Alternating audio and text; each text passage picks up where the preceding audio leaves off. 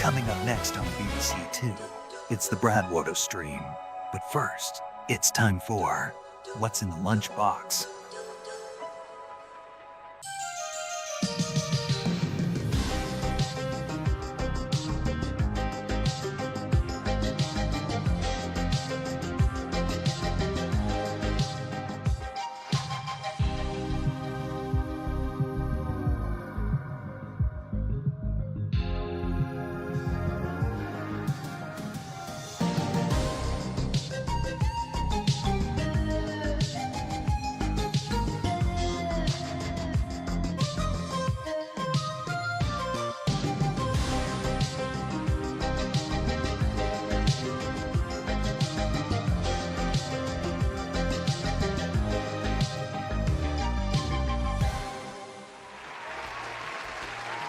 What's in the lunchbox? Can you guess? I'll give you a clue. I'll give you a clue. You never get a clue. Would you like a clue?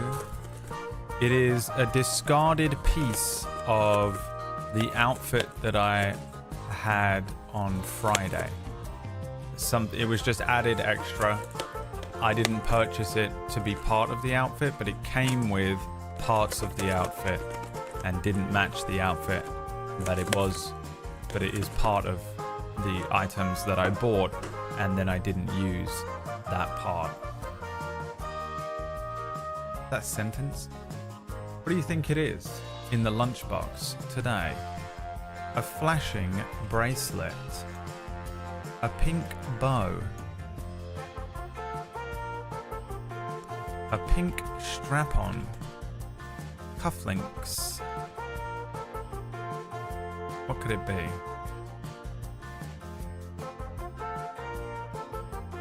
A tiara, pink glasses, a used thong,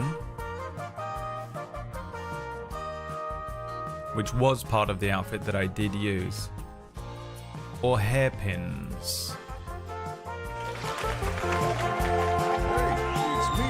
Fist of the Walrus. What do you think it was, guys? I can tell you this much. The answer is on there. Someone did type the correct answer.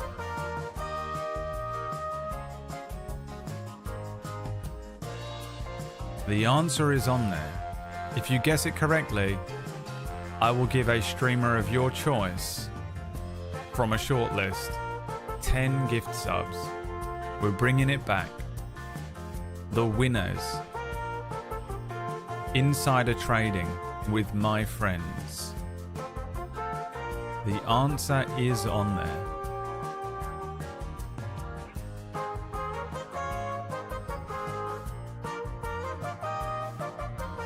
What do you think, guys? 10 gift subs to a streamer of your choice. A wonderful and surprise gift.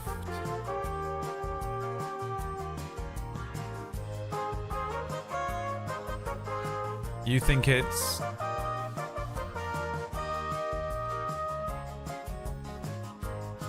a tiara?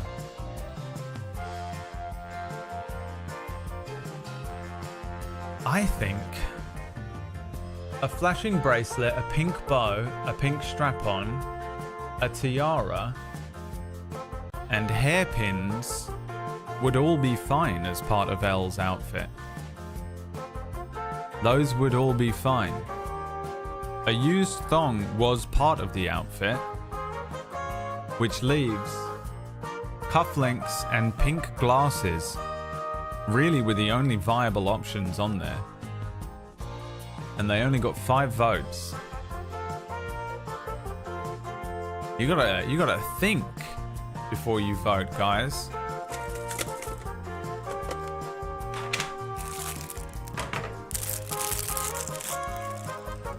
Gary, it was pink glasses. All along. So close, guys. Come on, man. Come on, guys. Come on, guys.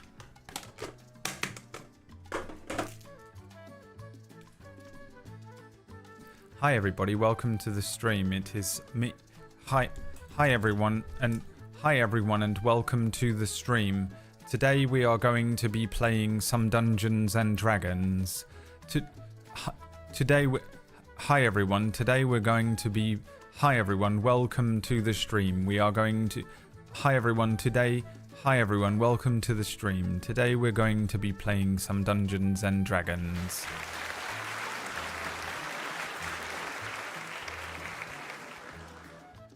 It actually looks really cool. The world looks better through these. I kind of want to keep them on. Again.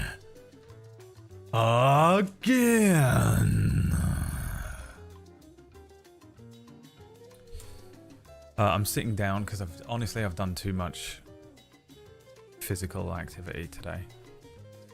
I did a workout and I went 100%. I haven't done 100% workout yet. And I did a 100% workout. And then I added an extra couple of steps on the end. And then I went for a walk. And I had to walk even further than normal. And I came back and was like, I'm sitting down. I've decided I shall be sitting down today. Thank you very much. For my body is weak and broken. It feels good to be able to work out again. I hate working out, by the way. My problem is starting. It's the motivation to just do it. It's at 0. It's in minus figures so much. The only thing I can do is get it into a routine, kinda. If I can get it into, like, basically if I can weaponize my OCD a little bit and put it into my, like, daily routine, then I can do it. But it is fucking the most annoying thing, trying to just, you know. Oh, also, does this work? Spin wheels. Here you go. I thought I'd put this on the screen for... Or not. Where did it go? Didn't even click anything. Cool. Never mind. I was like, oh, well, I remember. Forget it. Doesn't matter. Nothing even happened. You probably didn't even see it. That broke so quickly. I'm now scared it's not going to work when we go on to the other screen. Hold on. Yeah, it does. There we go. Lux. The first sub towards the wheel spin.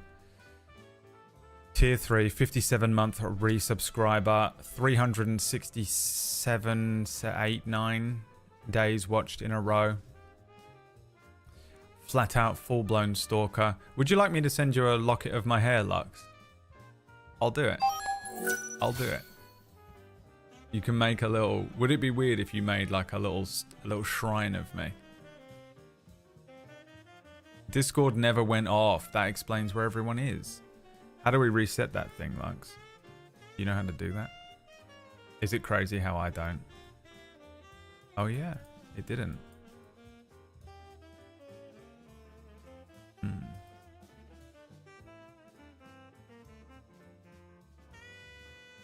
She already has one. DM in Saturday game is letting us use the Bastion system to have a base. I've no idea what that is. Bastion, the video game? She already has one. What if I just make one signed poster of myself and send it to Lux? Like A1 sized.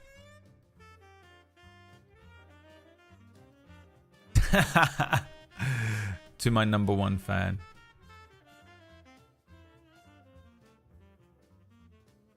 I love that, like, Lux's primary job in this channel is to defend me from stalkers, you know? Who better to employ than one of them?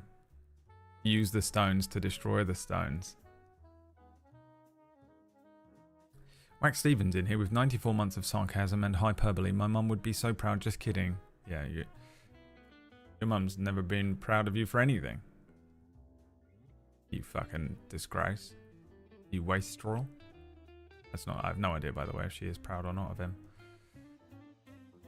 Can I get one for the number 2 fan? No, you fucking freak. You're just a normal stalker, you creep. Bastion is basically a system in the new DMG for players to have a home base the PC can do home to... PCs can go home to between adventures and do stuff for them in the background. You really fell apart at the end of that sentence, Gary. I wasn't even trying to read it out Gary style.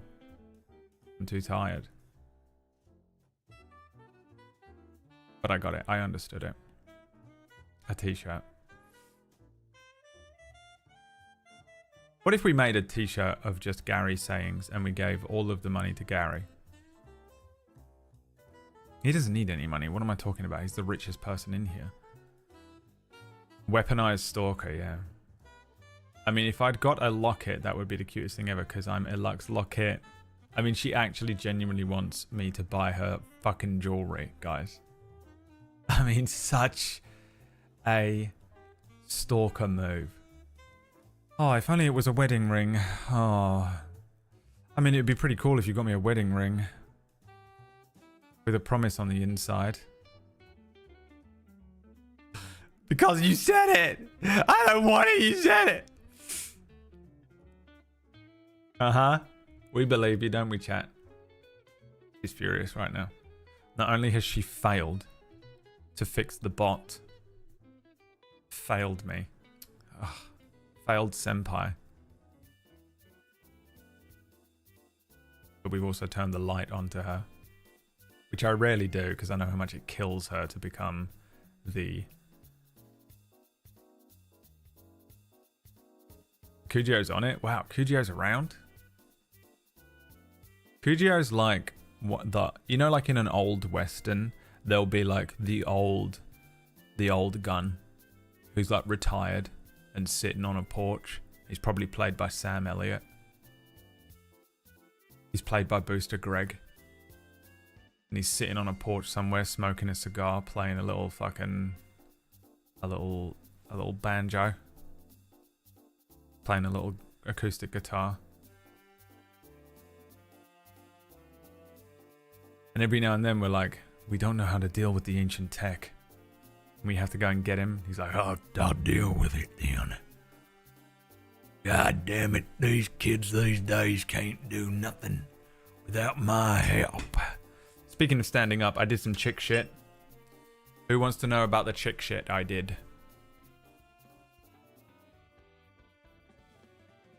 Well, who? Who wants to know? Do any of you want to know about the chick shit I did?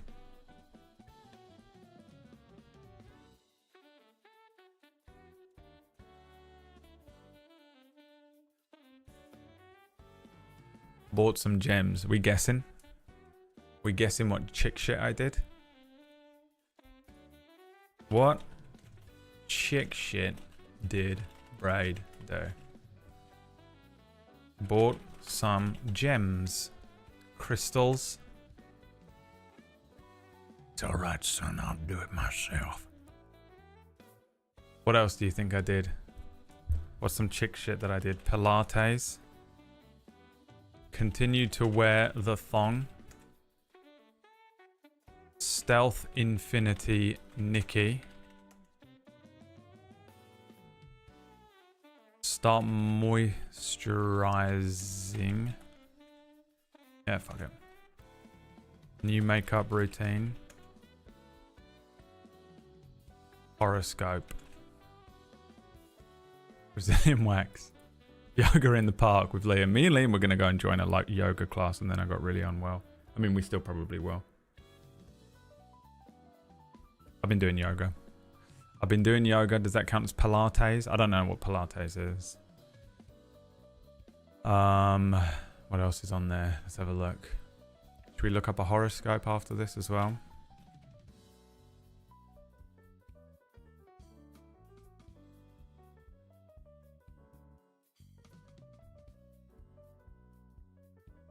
We can do yoga. The teacher is hot. Well, you should have led with that. The fact that you did not lead. Send me a picture of her immediately. I won't show it on stream.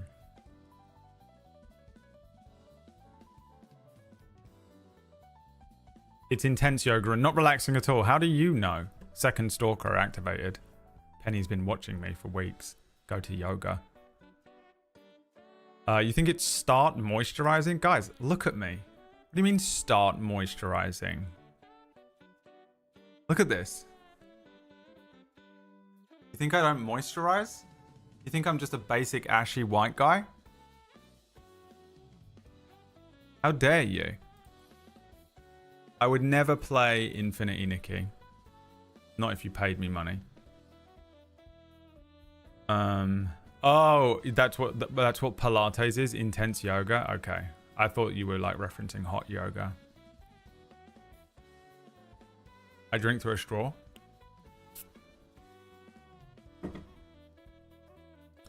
No, what I did was I purchased a new hoodie. And I specifically bought a large. I actually forgot that I bought this in large. And it arrived and I put it on and I was like, oh no, I'm losing weight again. But I bought it in large just to be my comfy sit around in the house hoodie. It's really long.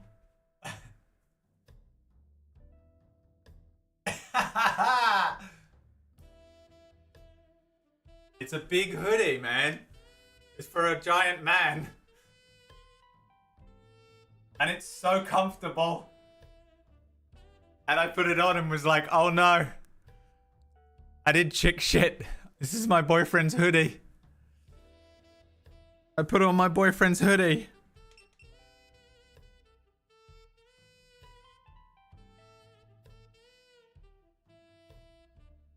This is where we reveal that I'm actually 5'4". Doesn't that make you like 5'3"?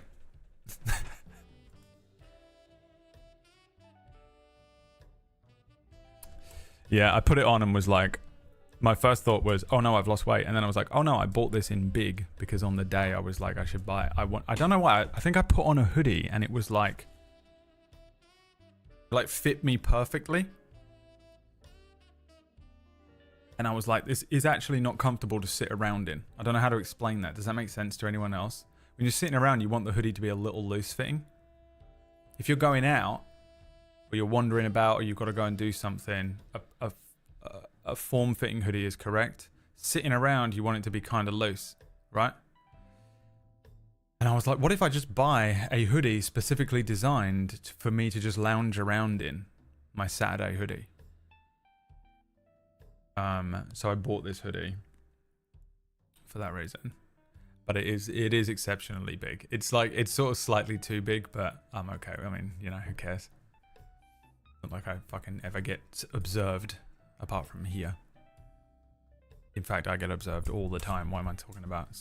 It's my literal job. Let's have a look at the horoscopes then. February the 2nd, 2025. Cancer. Apt.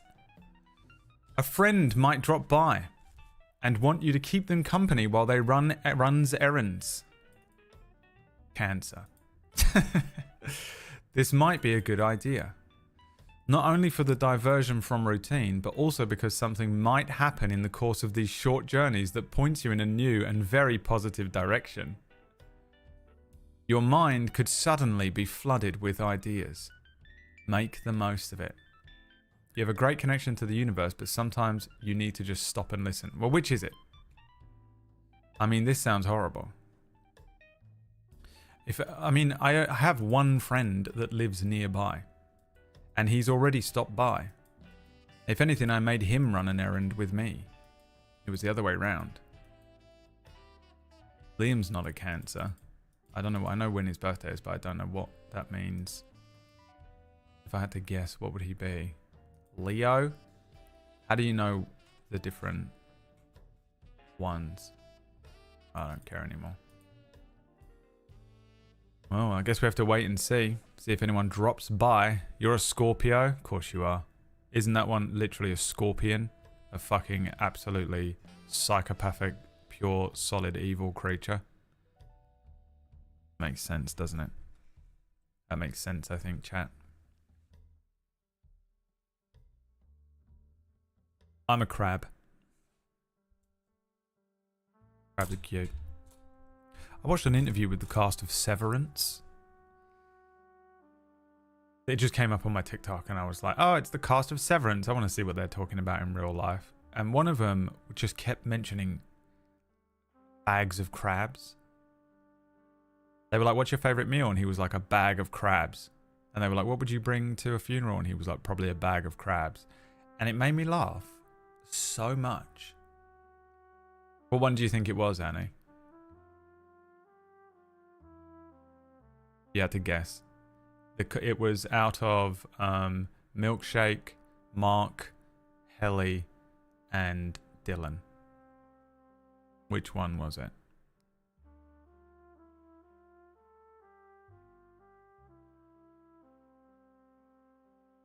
Jumpers and hoodies needs to be at least a size or two bigger than the actual size, correct? Well, kind of. Depends if you're a boy and you need to go and play football. Or like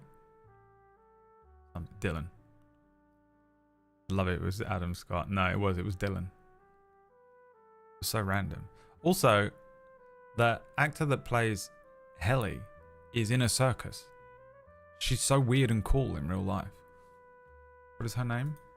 I've never seen her in anything in my life. Britt Lauer.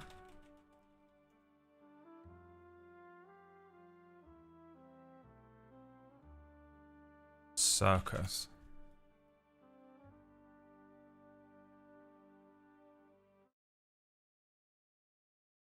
What's going on in the world of Severance is very strange and weird, but what I really celebrate about you is that in between seasons of Severance, you have maybe chosen something even stranger and weirder, which is you have joined the circus.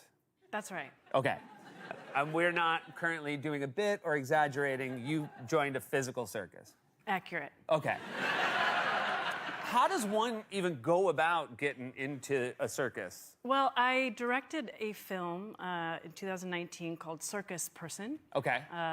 A Circus film Person is about the name of my next someone who campaign. runs away to the circus. Okay, gotcha. And in the process of developing that into a feature film, I've gotten to know the circus community. Made some contacts? Yep, I made some contacts.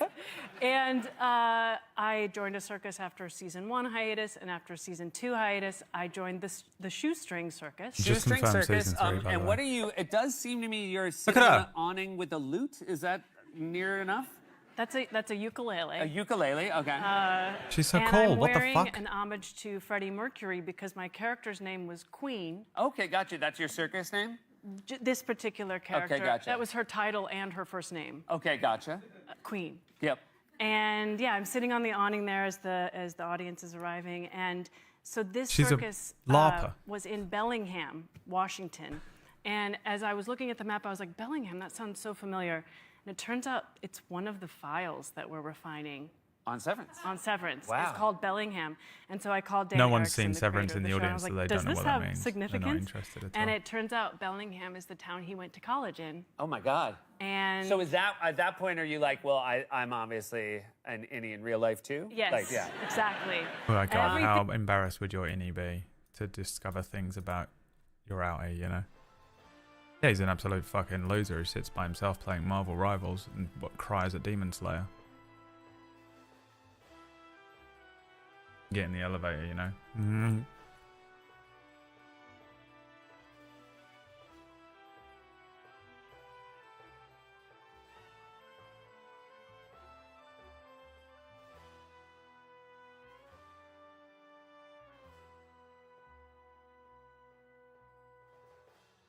Hey, Brad. Yeah. No one gives a shit. You made me watch it. You made me watch that whole show in a week. And now I watched it and talk about it and you're all like, shut the fuck up. No one gives a fuck about anything you're saying. Are you serious right now? I'm wearing a big hoodie like a girl. You can't be mean to me. I'll cry. And do like a sad face and make you feel bad about what I probably did to you that you retaliated about and then made me cry about, and now I'm crying, so I'm going to somehow reflect it back on you because I'm a chick now. Somehow, no matter what, you're always the bad guy because I'm just going to fucking and cry about it and win. Automatic win. So fuck you. I'm in a big hoodie.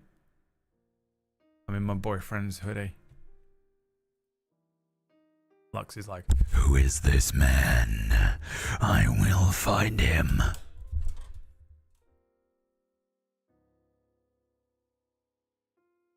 Have you actually done it? This is the person. Liam, no. Liam. I mean, good enough.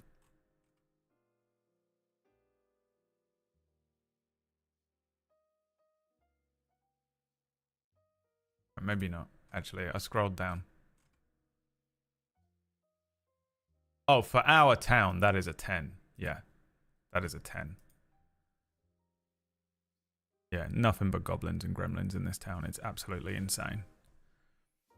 Like every single person, this is so awful that we do this, but honestly, if you lived here, you'd understand it because it is crazy.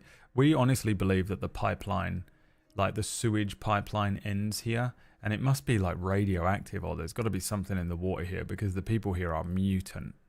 Some of them are so mutated. It's like, you know, like when you see like meth cities and you're like, everyone there just looks insane. Every drug addict looks fucking crazy. We have a scale now where you scale them based on, and it isn't like, oh, they're ugly. They're actually a monster. Like they literally look mutant. It's crazy. It's not like, I would never just be like, that person's ugly, because that's not cool. You know? I generally don't think people are ugly. I think people are interesting looking.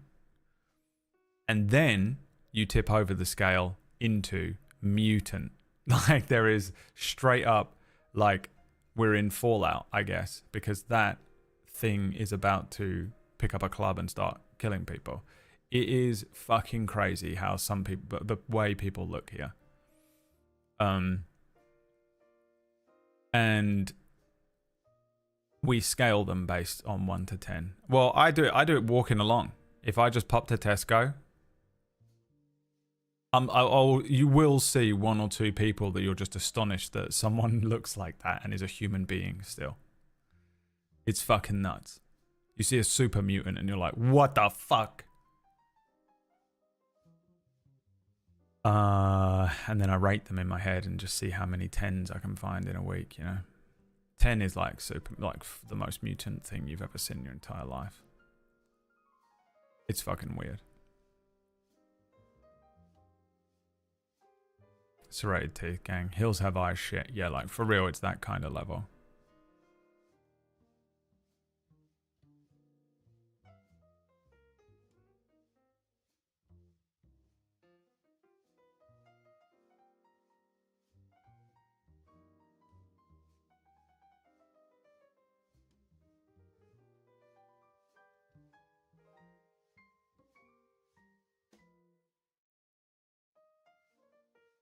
Let me just... Guys, this is going to be the stream for the next month. 2 months. 3 months. 4 months? Whack. I've got a lot of work to do for Table Story, and I'm working on multiple different projects. And so every now and then I get a message and I have to be like, oh, let me just quickly send this message over while I can, because gotta do it, you know. Gotta be done. Can you like just can you just be busy? Can you busy yourselves for a second?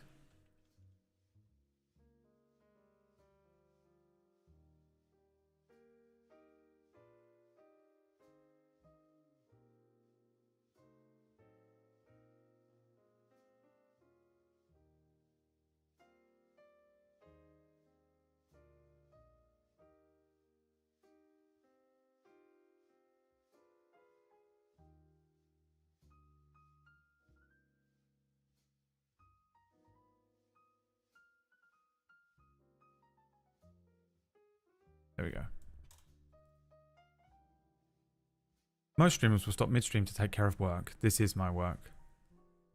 What is everyone's favorite color? Alright. You know what we could do? Just play D&D.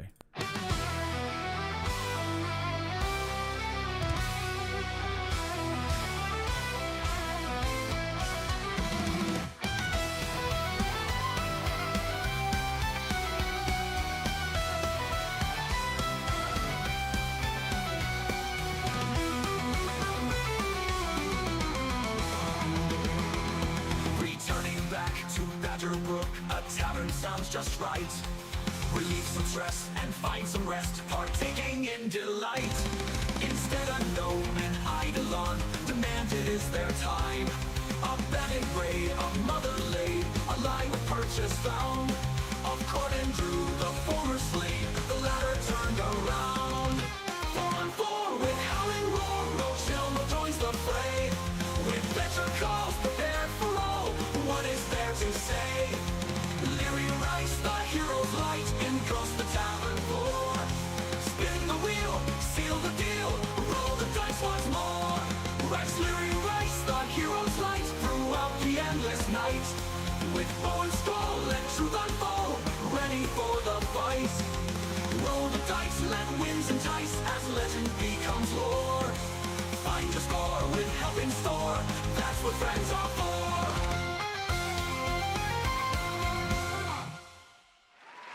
My computer is crashing and I blame Retrosphere. He is being annoying and bullying me in here. My computer is crashing and I blame Retrosphere.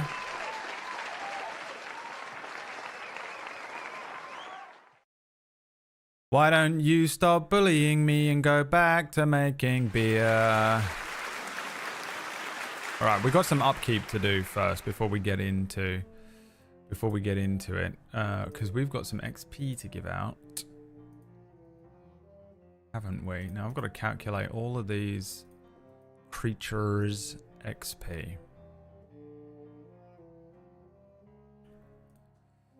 What do we have? One thug. Thank you so much for the subs. Peoples.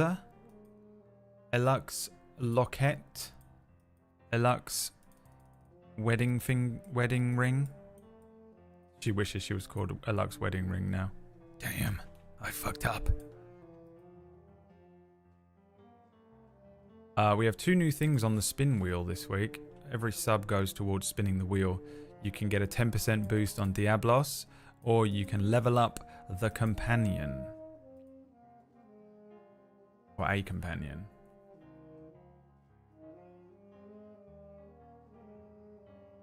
But we've got to figure out... First, I've got to calculate how much stuff you got. Right, we got a tug. A little tug. Who doesn't love a little tug?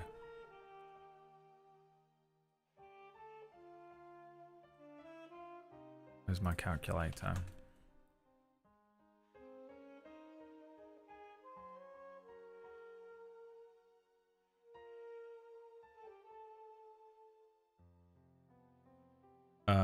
And then you had a veteran. You defeated a veteran. Which is going to be an astonishing amount of XP, I think. It was pretty high. Yeah.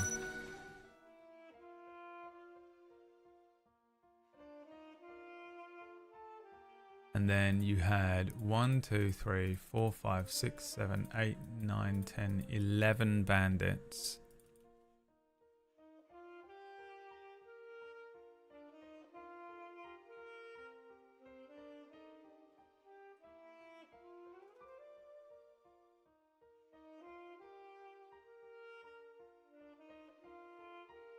You get 487 XP.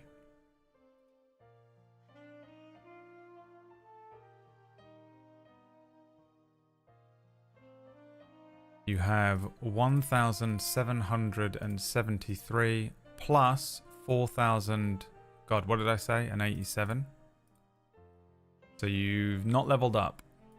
Thank God. 2,200. and 60 XP. You're getting there.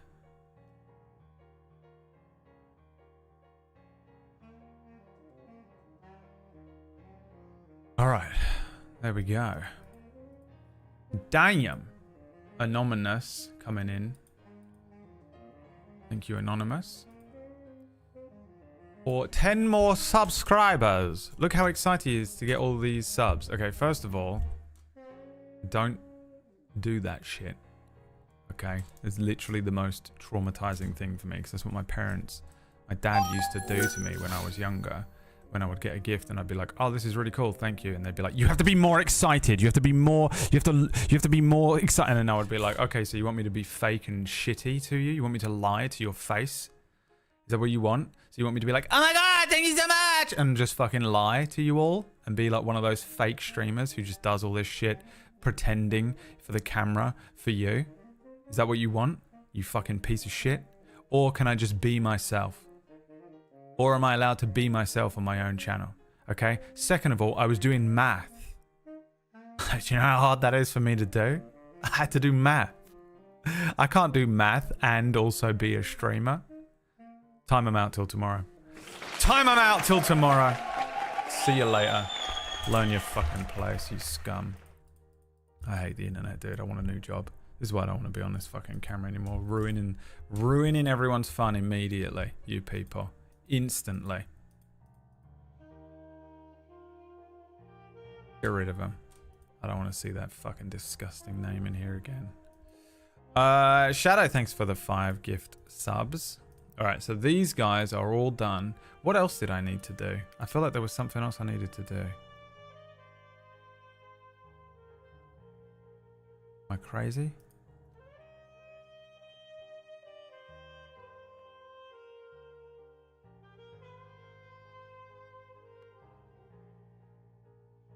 Guess not. We begin. Guys, the tavern is on fire. Drew is dead. Cara the Silent, Lyri, and Lancelot have all defended the tavern.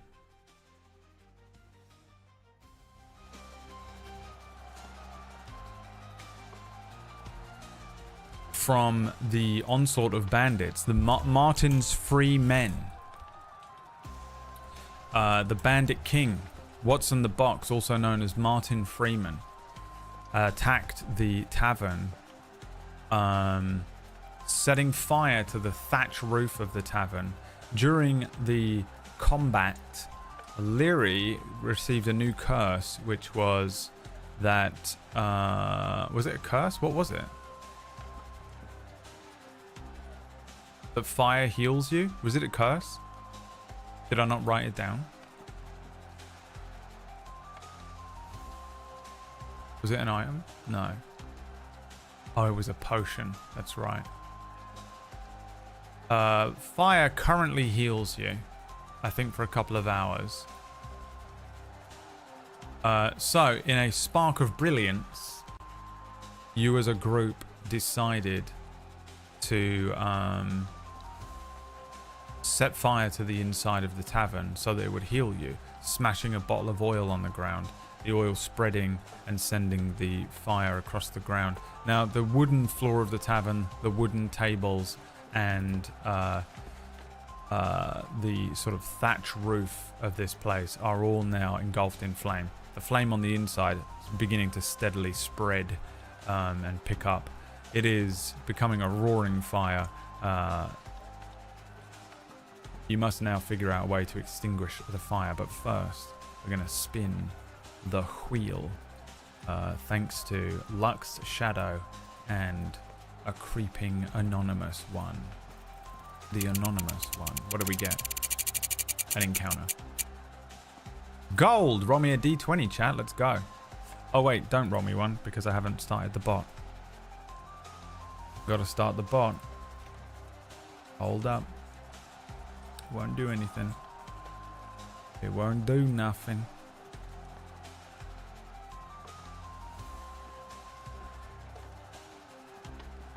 Wish I could spell the word dice. After 38 years of life, you'd think I'd have at least the ability to spell the word dice. Alright, go! Exclamation point, roll D20 in the chat room, and we'll take the first number. That is how much gold you will get.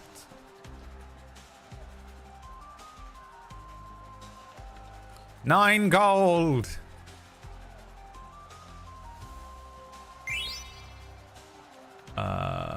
Let's see. What is 4 plus 9? 13, 63. Did I get that right? Am I dumb? No. 163 gold pieces in total.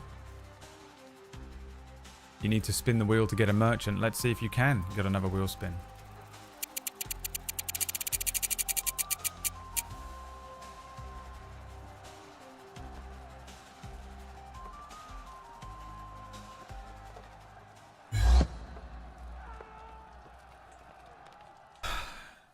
You teleport away.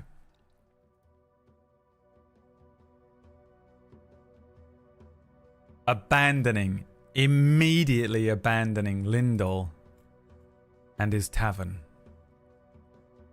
Let's see where you end up. The Fallen Star, the Crystal Cavern, the Whispering Winds, or the Offering Tree. 1, 2, 3, 4. 3.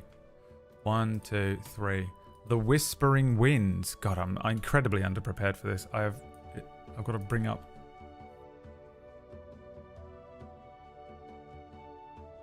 the old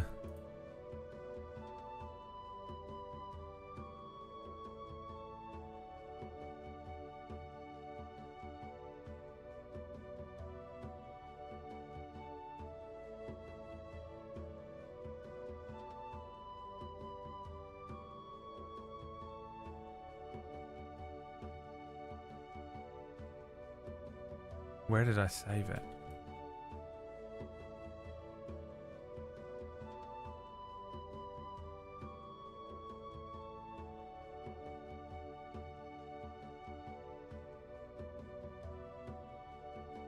The Whispering Wind.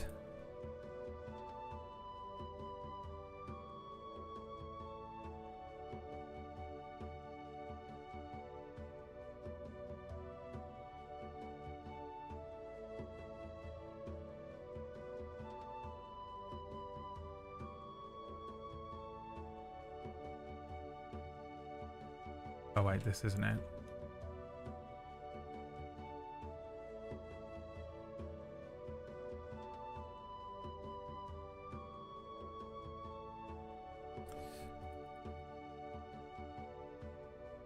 Oh, okay. It was this, I remember.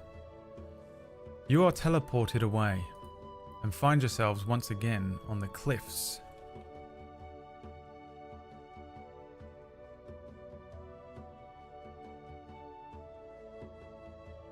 Outside of Badgerbrook, near the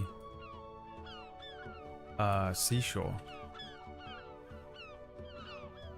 You immediately hear a strange sound, I think. And I think I have some good sounds for this one.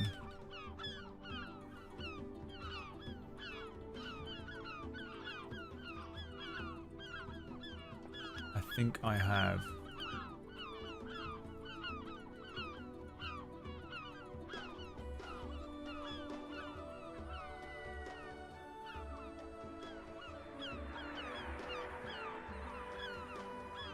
the perfect sound effect. As you appear, suddenly the spell wind picks up. Leary, Snotflap, and Lancelot ported away appear on the edge of the cliff sides. No real idea as to where they are. In fact, why not make me a survival check? You have a +2 to survival. Let's see if you can figure out where you're at.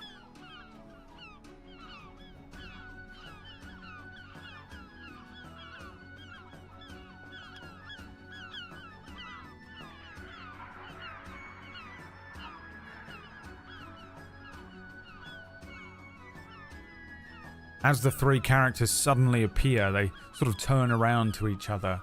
Lancelot and Lyri in particular looking quite disturbed at the fact that they've suddenly abandoned the unfortunate situation at the Crossroads Tavern. A 17 +2. Looking around in the very far distance, figuring out and basing their perspective on the ocean being here and in the distance being able to sight some of the spires of the castle that sits at the height of Badgerbrook on those cliffs, and some parts of the town. Lyri is able to sort of calculate that they're roughly here on the map, a day's travel, maybe two, from the Crossroads. They've ported too far away, explaining that hurriedly to Lancelot and Snotflap, but the air begins to fill with the sound of these strange whispers. The faint whispers carried along on the ocean breeze. There are a few trees that are kind of swaying, and as they sway, these whispers carried through them fill the air. Listening intently, the three characters kind of look at each other, looking around for something that suggests what might be whispering at them. They see nothing. You see nothing other than this cliffside, the ocean below, and in the very far distance, across some sort of cliffs and mountainsides, rolling hills, fields and meadows, you can see Badgerbrook. Nothing to suggest what could be whispering here. I guess first, make me a history check, chat. Let's see if you can figure out an element to these whispers. You have a -1 to your history check. This is an int-based check.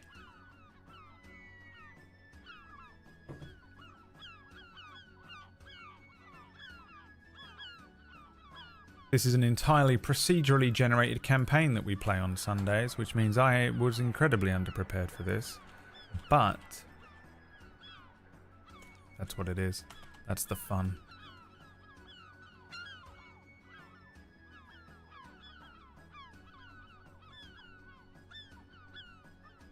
That's the fun. Don't you see?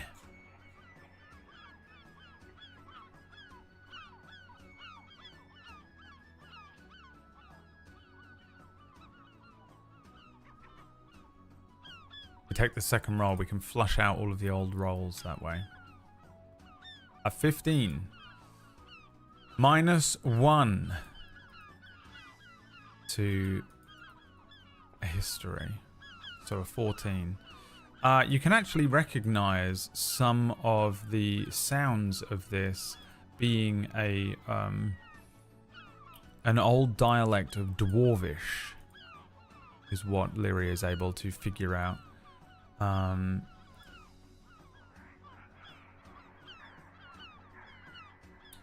Let's get an Arcana check from you guys as well. -1's your Arcana.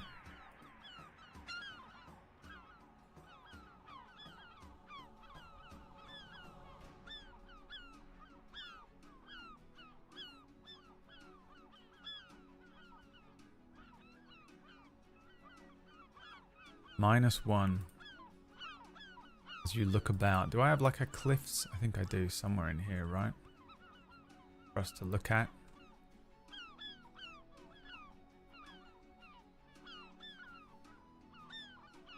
We're back. We're so back, baby.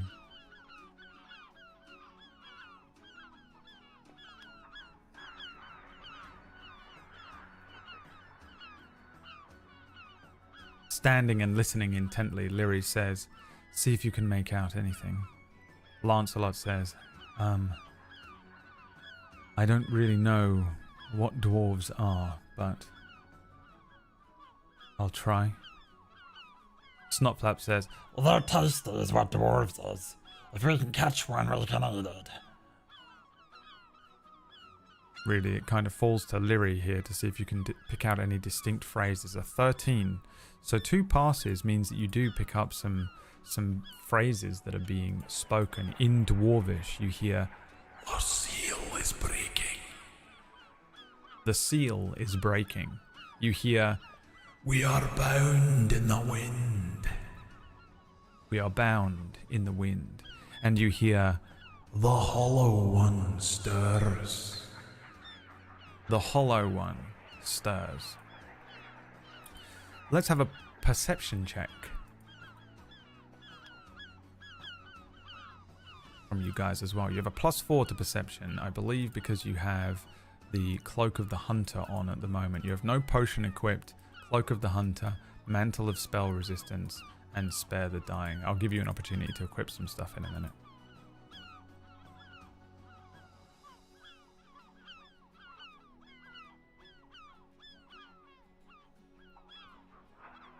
A perception check first, however. Please, and if you do not mind.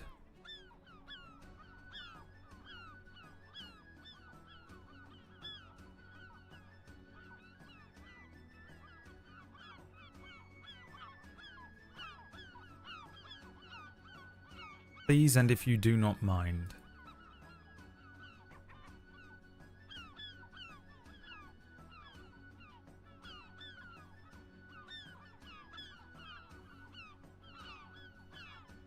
An 11 +4, 15.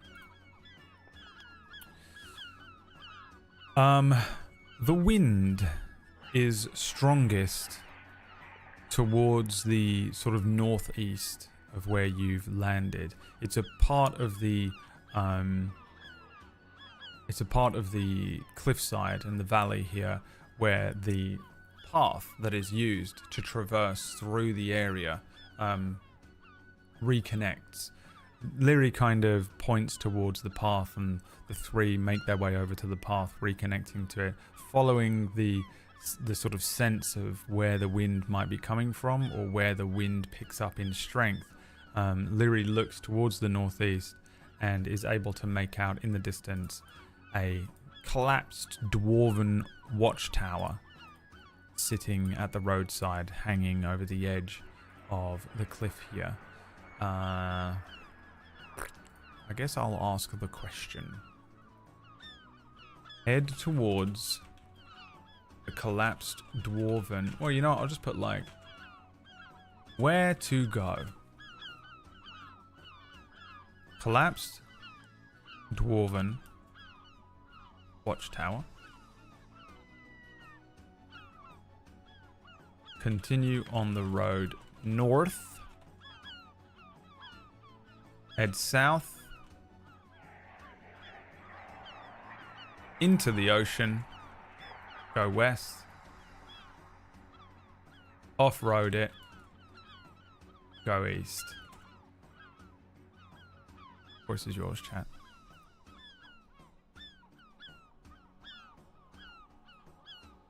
It's yours, as always.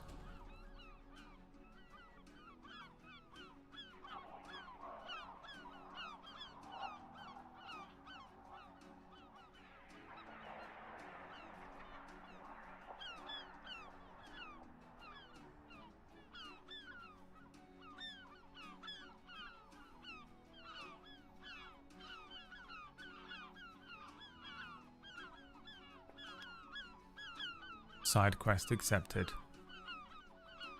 Heading to the collapsed Dwarven Watchtower. Is the side quest accepted? There we go. Current quest is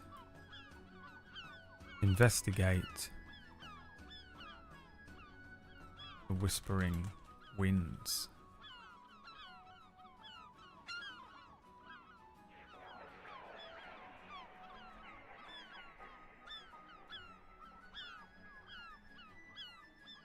The Whispering Winds. Following the wind along the path leads you to an overgrown... Well, the overgrown remains of a very ancient looking but distinctly dwarven masoned watchtower. Long abandoned, stones weathered from being sat on the edge of a cliff for so very long. But you sort of make out these faint carvings of swirling gusts and a roaring dwarf with a horn that have been carved sort of intricately into parts of the side of this tower. The base of the tower, however, is constantly howling with this unnatural wind sound. It's rattling some of the stones that are loose. It's sending the sort of natural sound of the wind is passing in through this tower and then creating this horrible whining howl sound that is coming out through this tower as you get close enough. Roll me an investigation check as you approach. Let's see what you've got. -1. -1.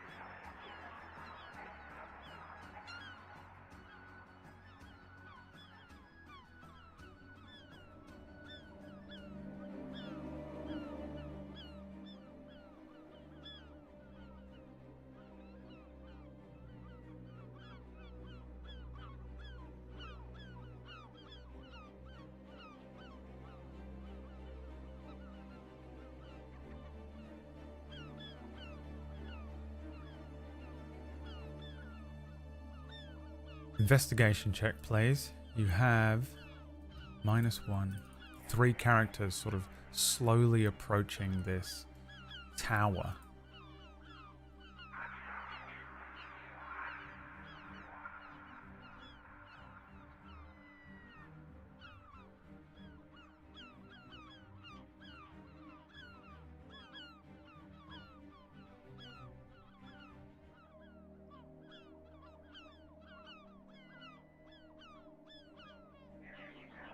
A 17. Man, you guys are rolling well, huh? Getting a little closer and sort of surveying without getting too close, Lyri starts to look about the area. And you know what? Before we do anything else, I'll give you the opportunity to equip stuff here. Your spell scroll is Spare the Dying. There's no changing that.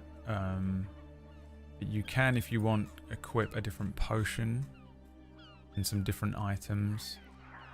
I guess we'll do potion first. Let me pull it up on this page.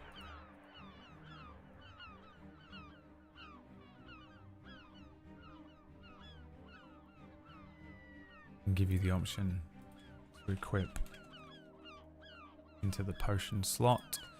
You have the options of Neutralize Poison Potion, Potion of Giant Strength, Potion of Water Breathing,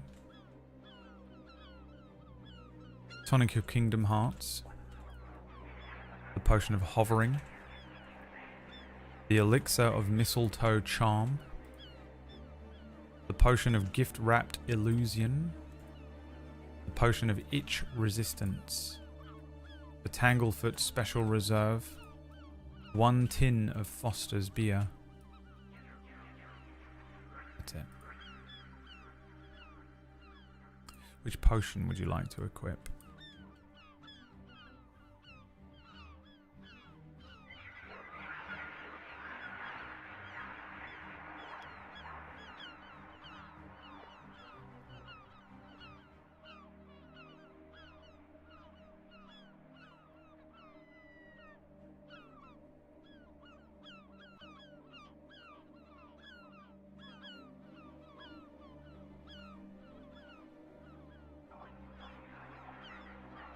sip in the reserve as the tavern burns.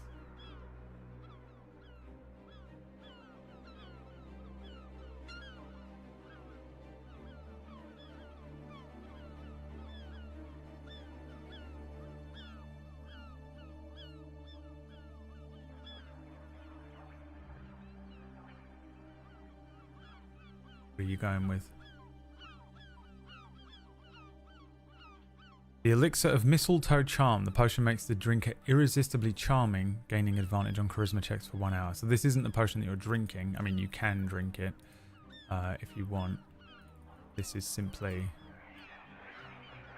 what is equipped.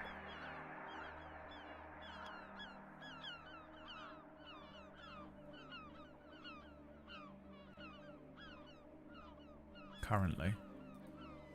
You currently also have the Cloak of the Hunter equipped, which gives you advantage or expertise on stealth and perception checks, and you have the Mantle of Spell Resistance, which I can't remember what it does.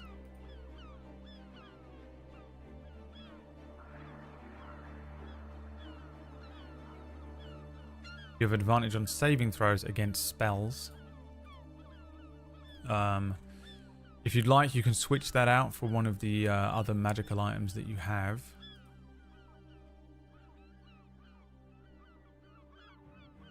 Switch magic item. Yes. No.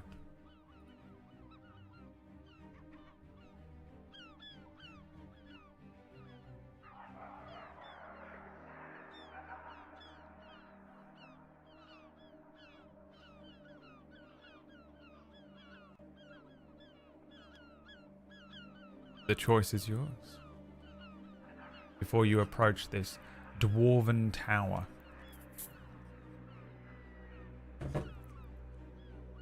As of course we've decided to start the day with a teleport.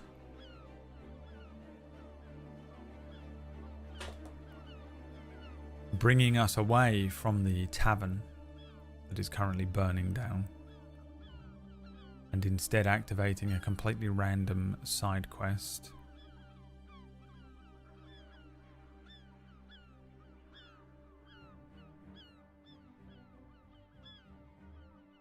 The Whispering Winds DLC. Thank you very much for the subs. Every 10 subs we spin the wheel, causing random things to happen. Such as being teleported away again. Yes, you would like to swap out an item. Alright, which item unequip? Jesus.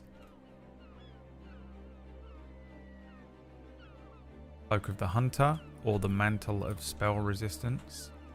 Or both?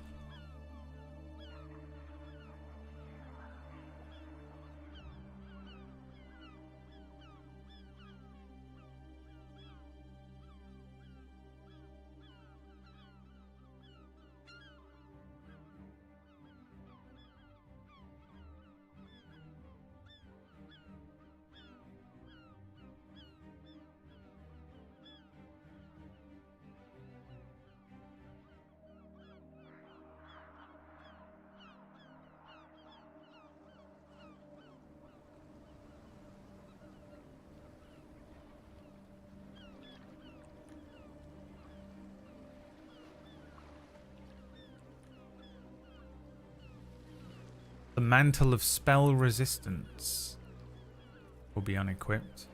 That seems like a fine idea, I would say. Who needs a Mantle of Spell Resistance when you're encountering an ancient magical tower?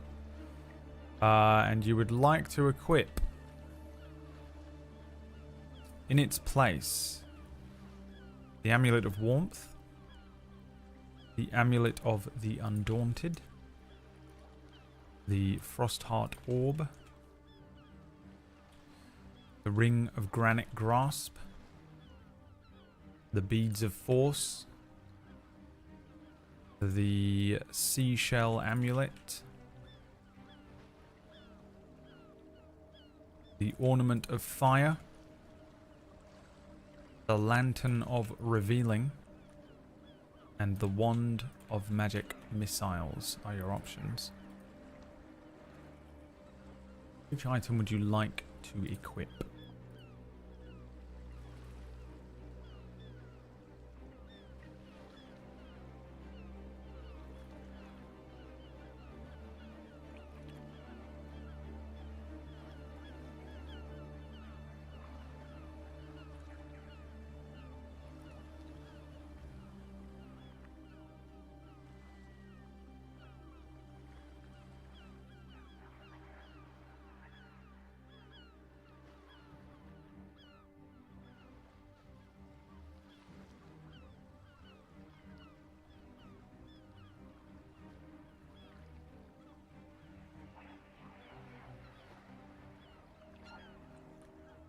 What do you want to equip?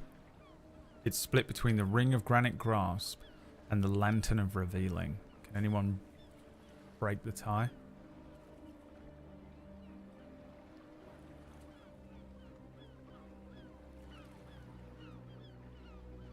The Ring of Granite Grasp. Unequipped, Mantle of Spell Resistance. Equipped is the Ring of Granite Grasp, which gives you advantage to being pushed prone.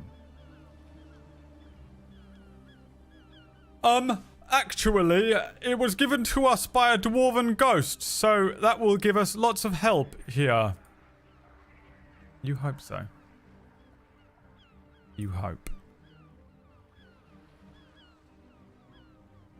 I'm sure it will really help, you guys. It's definitely going to help, right?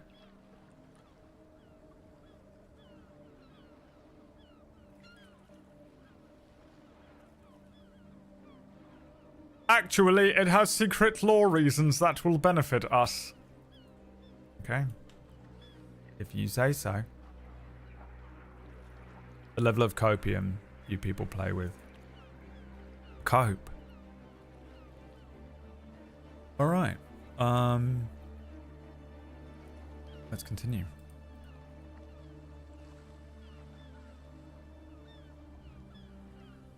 Cautiously approaching the ruined watchtower, Lyri takes a look over the inscriptions and the carvings. With your investigation check, I can't remember what number you rolled, but it was a pass. Hidden beneath some ivy covered stone, Lyri recognizes a binding seal. A magical seal sits across the entranceway to this watchtower. I'm going to need another Arcana check, please. I believe this is also a -1. Yes. Exclamation point. Roll D20 in the chat room. With a -1 to this check.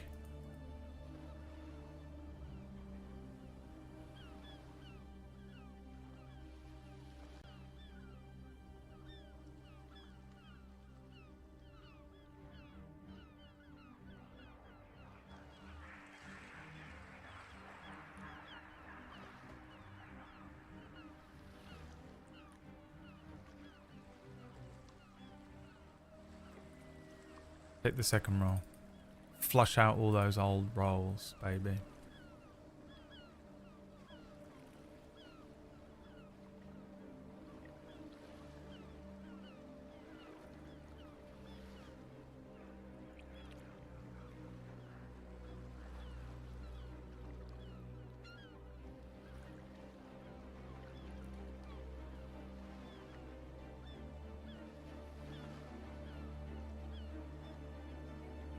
A 5. The binding seal, this sort of abjuration spell that sits across the tower, is pretty alien to Lyri. Turning to Lancelot, Lyri says, I don't recognize this spell. It's certainly some sort of binding spell, but I don't know what.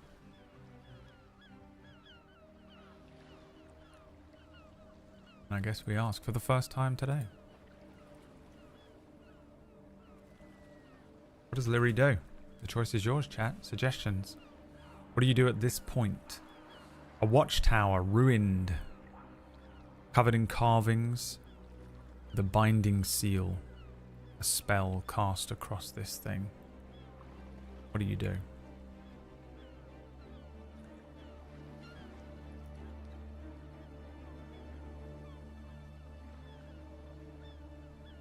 Nothing.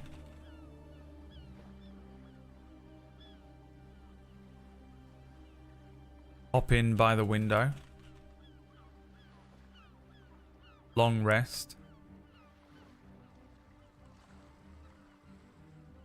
Throw something at it to see what happens.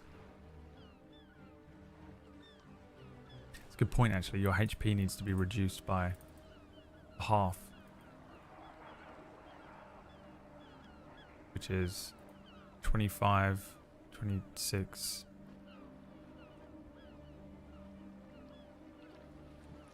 Your HP is 58. What's half of 58? 26? As we round down.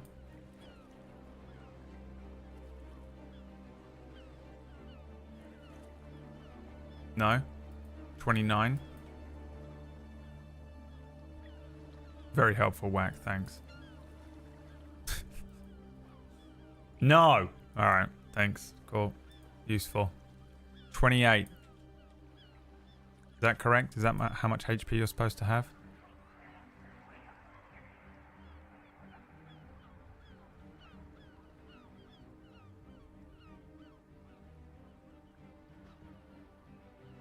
Throw snot flap in. Do we still have Martin max HP? Obviously not. That part of the game is over. You've left the tavern with a magical flurry of spell wind. It sounds exactly like that. Your stats return to how they were before the minigame.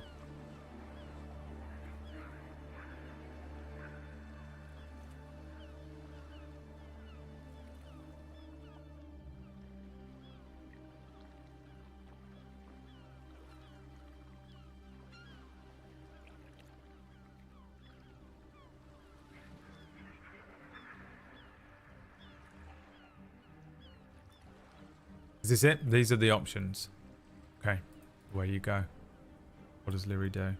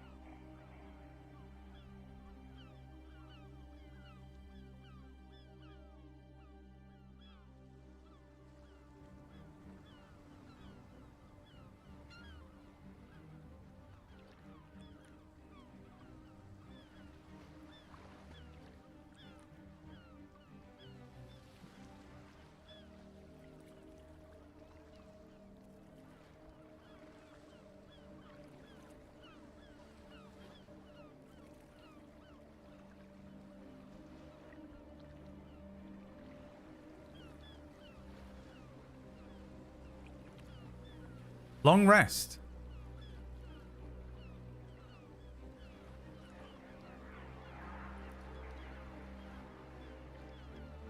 Set a watchman? Yes. Lancelot. Yes. Snot flap. Yes. Lyri. No.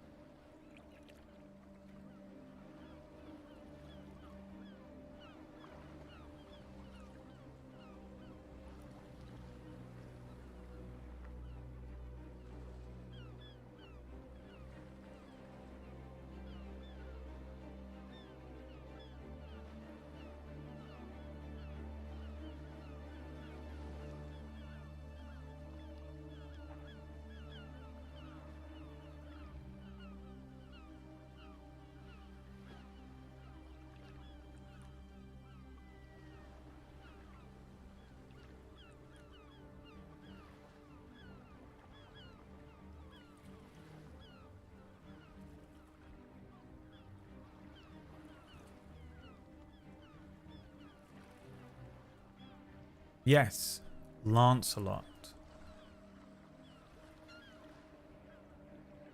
Okay.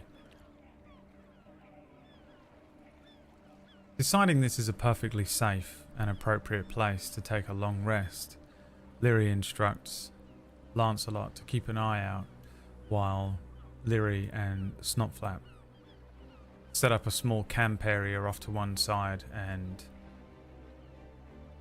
try to take a little rest, a little long rest, a full 8-hour campsite setup.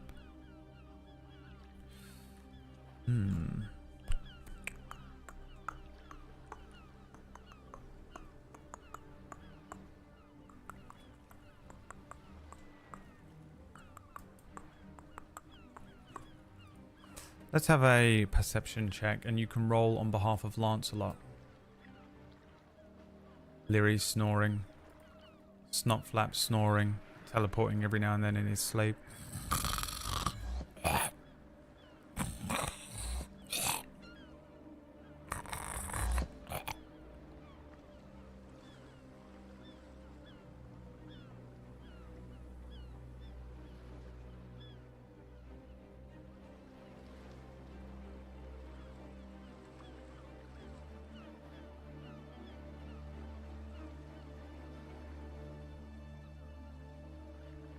Let's have a look at Lancelot's stats.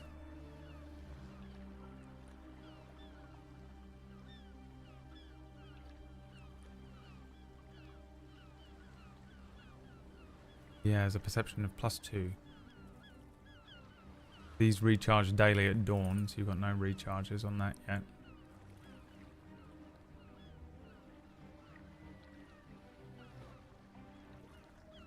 Actually, while we're here, which Pokemon equipped?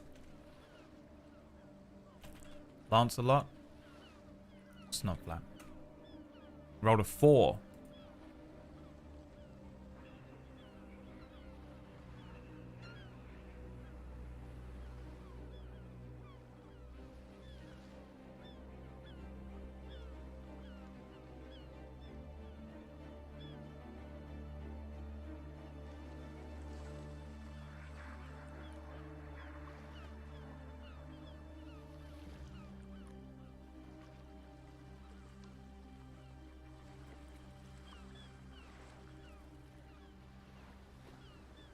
Equipping Snotflap. Why?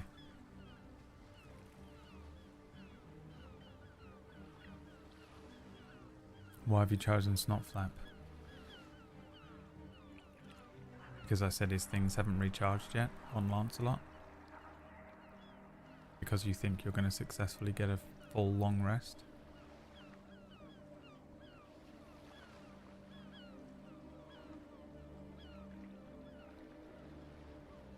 Snotflap equipped.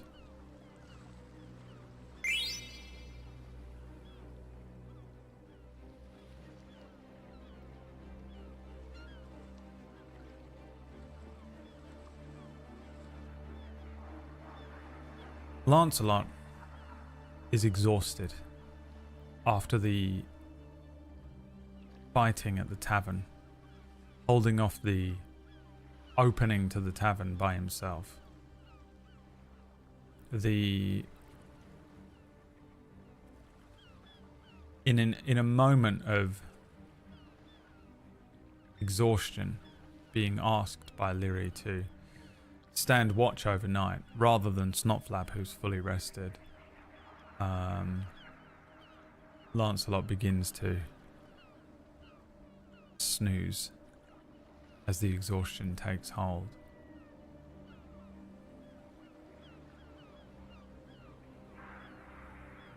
Suddenly,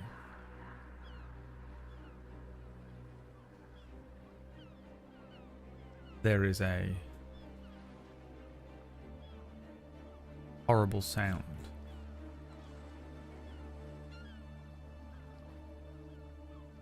The air begins to take shape and form in 3 distinct places around the 3 sleeping party members, shifting into the shape of 3 dwarven spirits.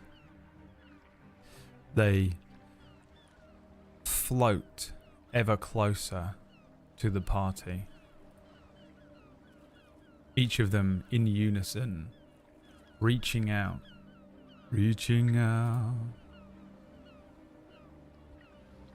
and attempting to touch the party.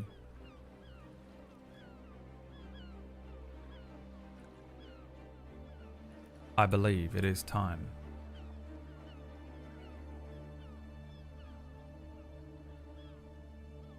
to roll some initiative.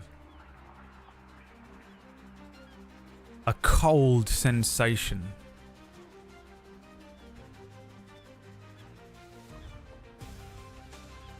as these specters attack.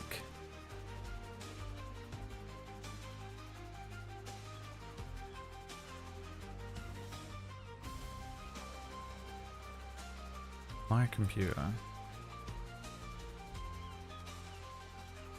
is freaking out about something.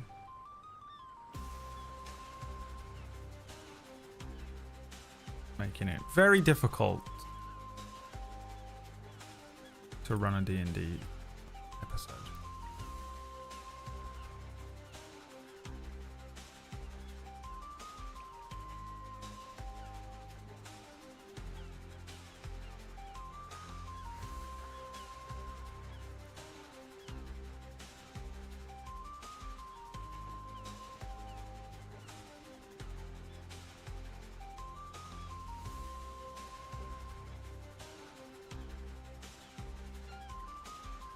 Lyri, Snotflap, and Lancelot, each awakening.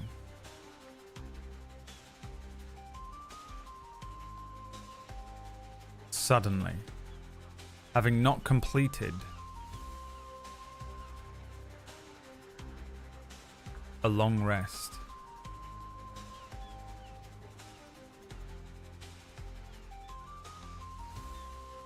as 3 ghosts surround them.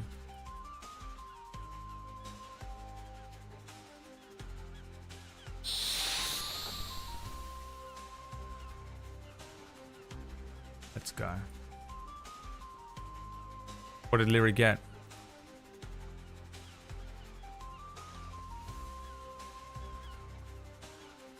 For an initiative. Snotflap going on a 24. Damn. Damn, boy.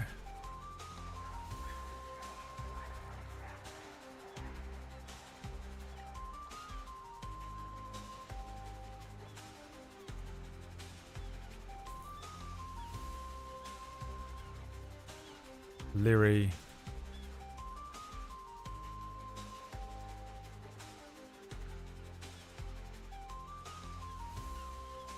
Got a 5. He rolled a 5 plus 3. Makes that an 8. Going last. Waking up.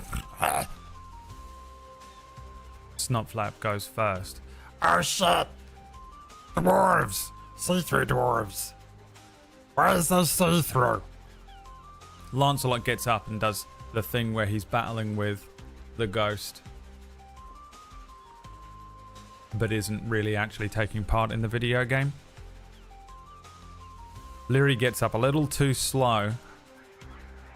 Snotflap up immediately. Let's see. Launching the Warp Strike dagger on an 8 at one of these specters. The specter has an AC of 12.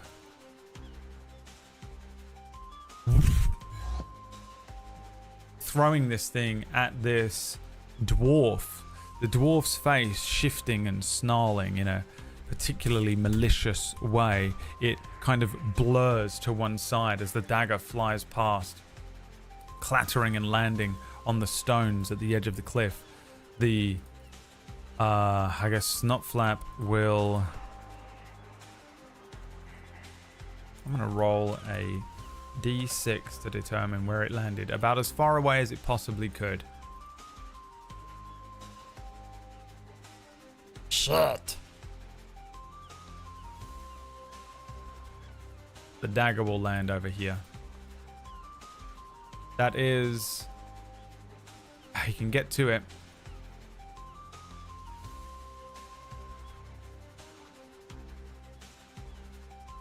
As he ports with his misty step to the dagger. That is the end of his turn. I think he's in a good position there. He'll stay there. Brings us to the Spectre's turn. This one chases after Snotflap. It launches itself at Snotflap. These guys are going to do some weird stuff now. Let's see. Hands reaching out, touching you, touching Snotflap. A life drain. On an 8, Snotflap is definitely not affected. He has 16 AC.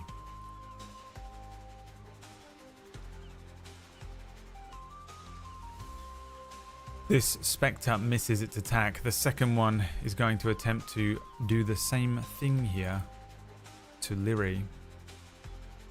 On a 6, that will be a miss too. And then another one. A 16. Lyri's AC is... Oh, you don't have any armor. That's right. Your leather armor was burned away. You are in fact naked. You are naked. You also do not have your portable campfire. I'm gonna give you the benefit of the doubt that as you teleported away, you just about managed to snatch up your pack with everything else in it. 17 means this 16 is a miss. It is now Lyri's turn. 2 dwarven ghosts flanking Lyri. 1 focused on Snotflap. What does Lyri do? You've had no long rest. Let's take a little look at what you have available to you. You are at full HP because your HP had been doubled and you didn't go under that.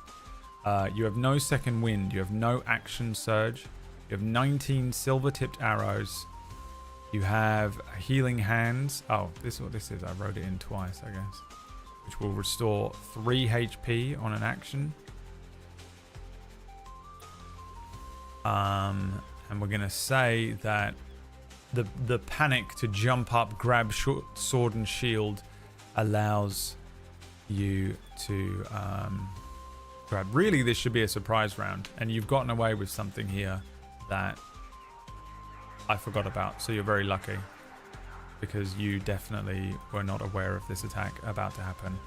And this should have certainly been a surprise round. So we'll say you have sword and shield equipped right now. You have sword and board going on. So the options are attack with your melee weapon, one of the specters. Disengage and attempt to run away.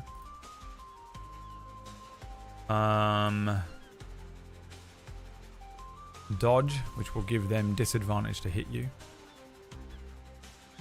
Potion of charisma. What is it? And you can't summon Diablos, right? You've already used that. So that's kind of it in terms of main things you can do. So what? Any other suggestions from the chat?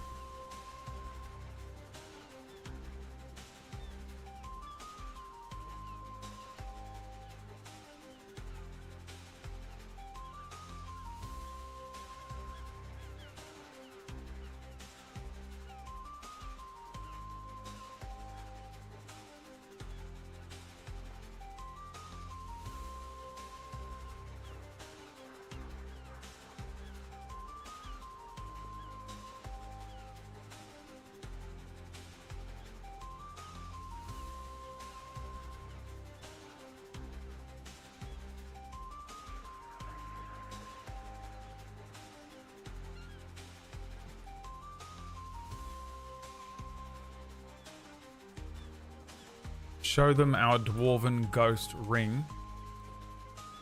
Apologize to the Dwarf Ghosts and tell them about your Dwarf Ghost friend. Flee is disengage and run. Is either our bow or rapier magical? I believe the bow is. Double check. Pretty sure the bow is magical. The rapier is not. You just found it on the ground, right? Try to scare them with a boo.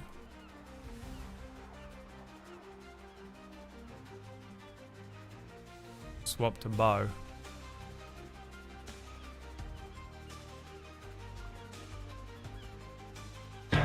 Jesus.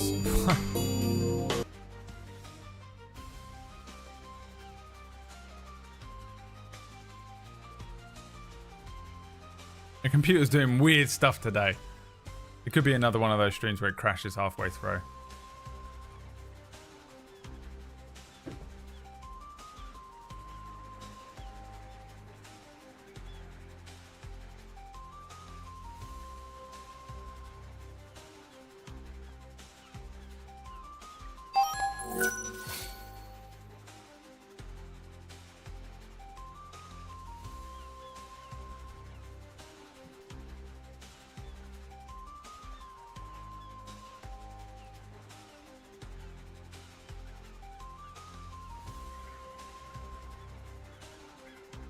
Shadow says, what if...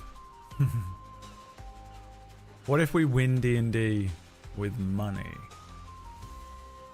Shadow said, what if, and what if we win D&D with money instead? Right, you're going to show them the Dwarven Ghost Ring. But first... we spin the wheel, courtesy of Shadow the Red God and Shadow the Red God. Single-handedly keeping my fridge stocked at the moment. Thank you, Shadow. Trapped. A wind trap suddenly lifts Lyri up into the air. A ball of wind spinning Lyri upwards. And in fact, as you're about to show the ring, you bring your hand up with the ring on it.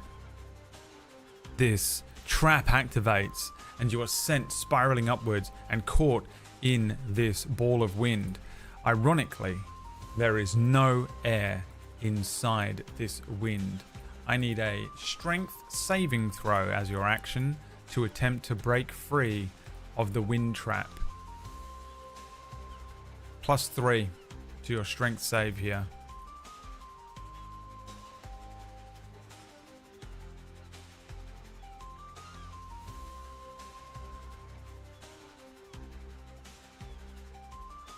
A +3, please.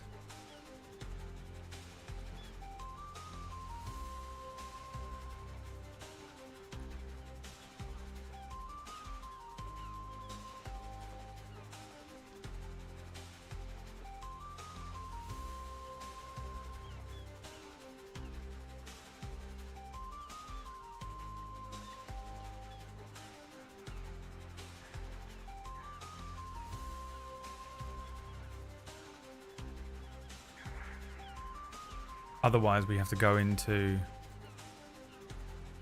the sonic drowning music starts playing. How long does one hold their breath? What's the rule?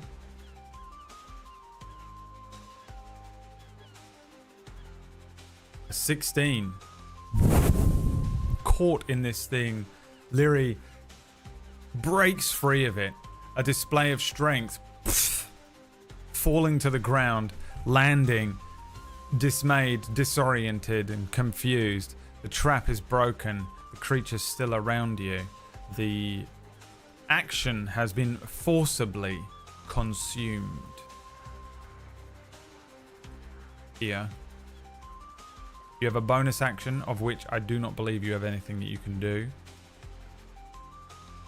Because we're playing streamlined D&D.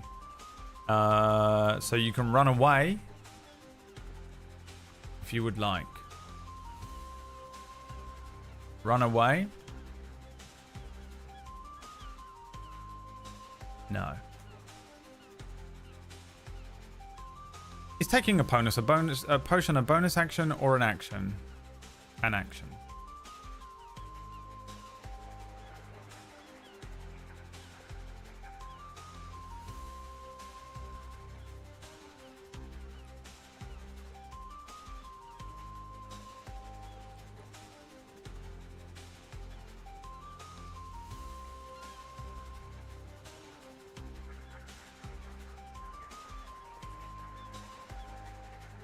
What would you like to do?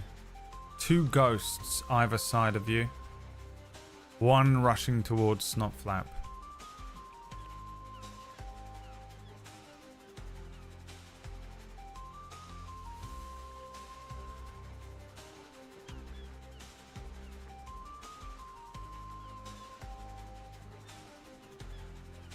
Split. Yes and no. Who can break the tie? Who can be drawn from Lurk? No. Samael and the Leprechaun dragged to their computers, trying to casually watch while they did some work, while they watched Formula One, while they played football with their children, forced to involve themselves in the vote. Staying put. That's the end of your turn. It is Snotflap's turn. Snotflip.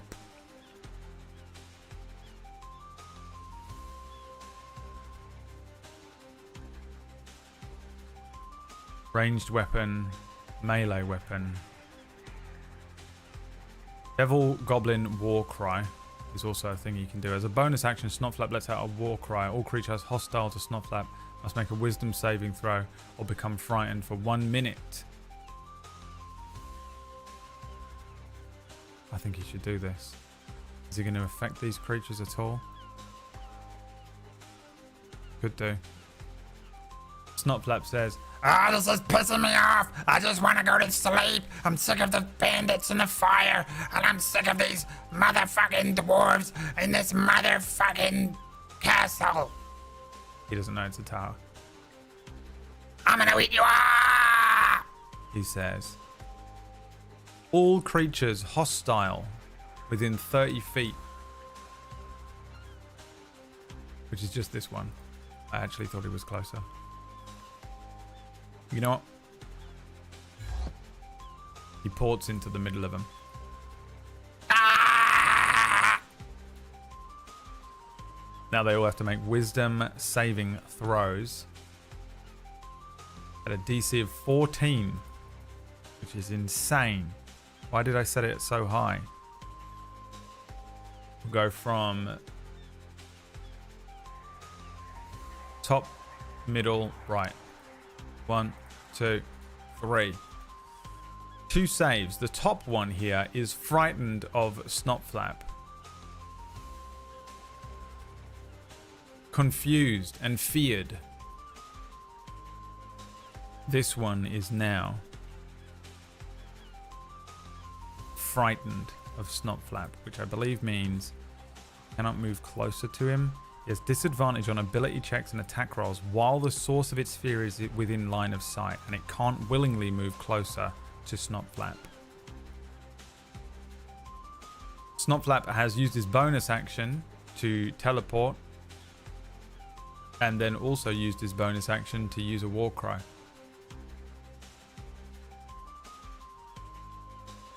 So I guess that's the end of Snotflap's turn, because I don't know how to play D&D. The Spectre will rush after Snotflap once again and attempt to drain the life from him on a natural 1. Roll me a d20, chat.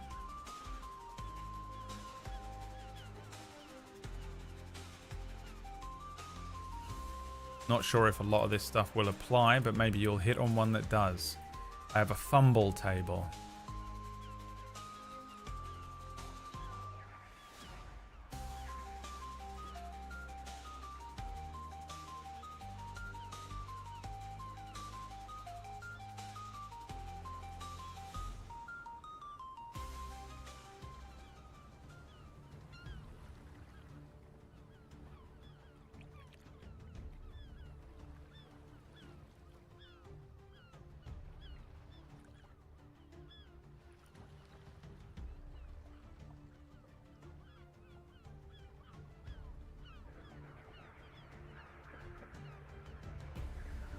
take the first number that comes out of it. What was that? A 17?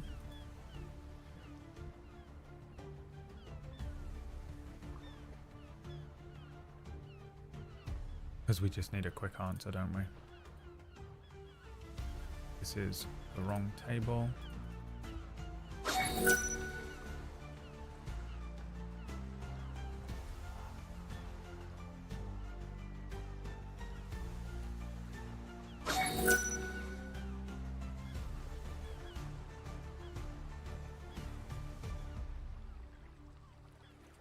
A 17.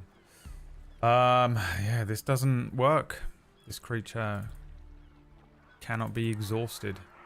Otherwise, it would have taken a point of exhaustion. But it cannot. Ravioli says, we can win this. I believe in us if we simply use money. Thank you, Ravioli, for the cold hard cash. 5 towards a wheel spin. Miss from this creature. Now the 2 that are flanking Lyri will attempt to attack as well. One has disadvantage, this one. A 10 is a miss. This one does not have disadvantage. A 12, a miss. Swiping at Lyri, these things moving and shifting through the air. These strange ghost-like dwarves that are translucent and kind of blurry. Lyri kind of just moving, half asleep still from barely waking up 12 seconds ago, and just vaguely moving out of the way of the grips and grasps of these ghosts. It is now Lyri's turn. Would you like to show the... I guess I'll just go show ring? Yes, no.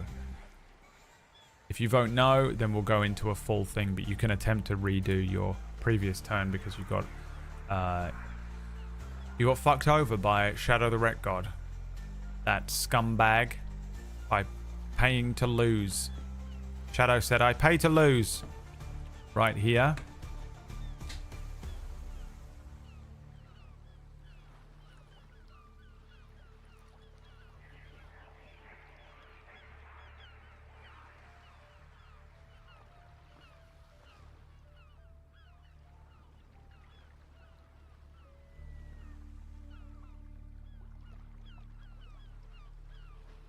Unanimous. A unanimous chat? Why, this has never happened before. It cannot be.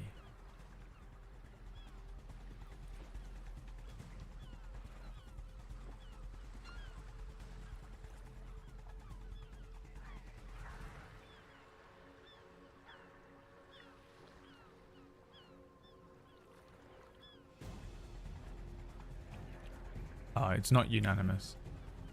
Who fucked it up? Plum Rug and Gnome Nipples? I was actually going to give you a bonus if it was unanimous. I was going to give you a bonus.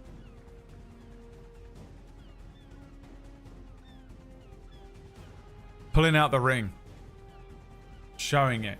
By lantern's light. The dwarven ring that was gifted to you by another dwarven ghost from a different dwarven... You're starting to pick up on a theme here, I think, right, guys?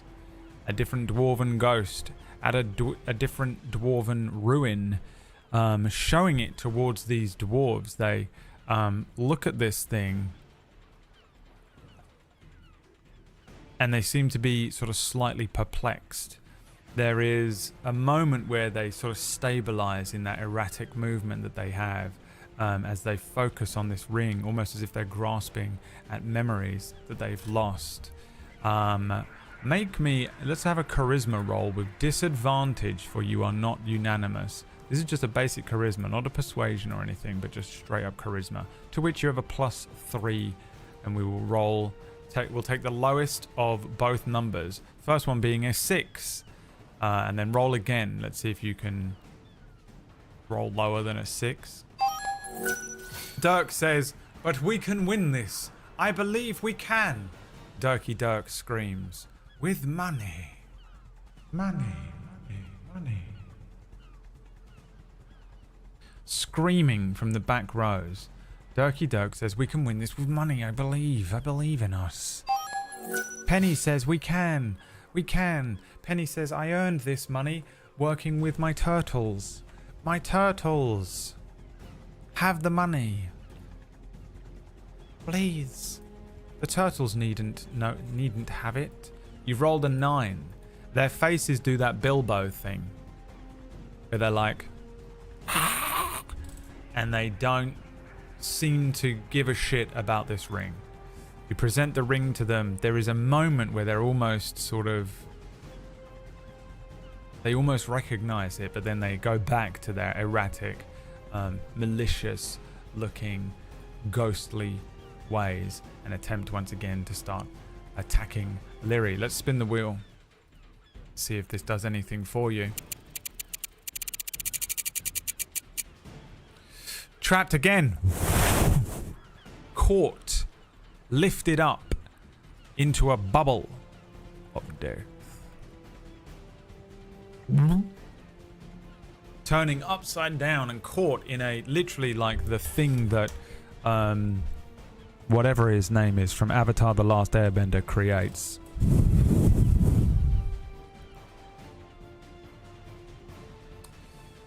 It's the end of your turn because you are now trapped. It is Snotflap's turn.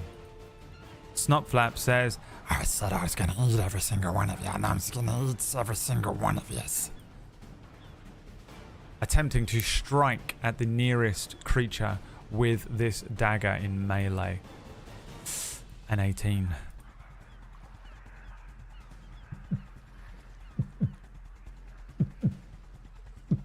This is a magical weapon, so this will simply do the amount of damage that it's supposed to. 13 damage.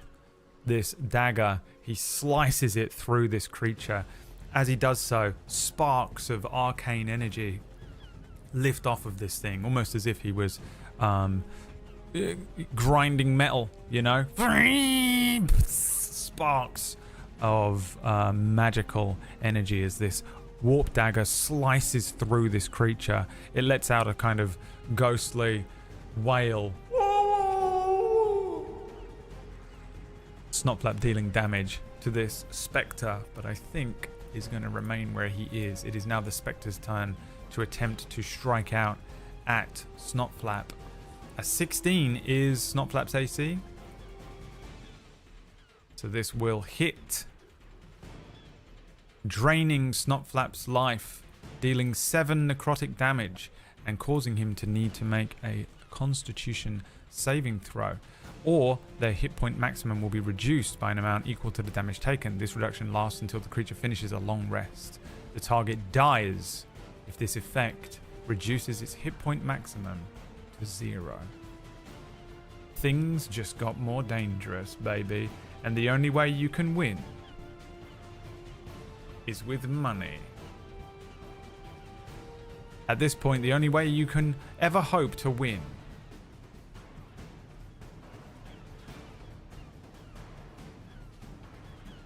con save, Snotflap. Okay. 18 makes it. Snotflap's strong. Snotflap's bloodline has been reduced down specifically to Snotflap. Every one of my family members is dead and lives within me, for I consumed them. The specters will now attack Lyri, who is caught in a trap. Does this give them advantage to hit Lyri? I'm going to say no, because Lyri's kind of turning around upside down, spinning about. And don't forget I did that for you, because I could have given myself advantage on these attacks. But I think maybe it's just as difficult to hit Lyri while they're being turned around in Aang's airbending ball. Disadvantage on the first one because Snotflap feared it. A 10 is a miss. And then natural 1. Roll me a d20, chat. A d20, chat.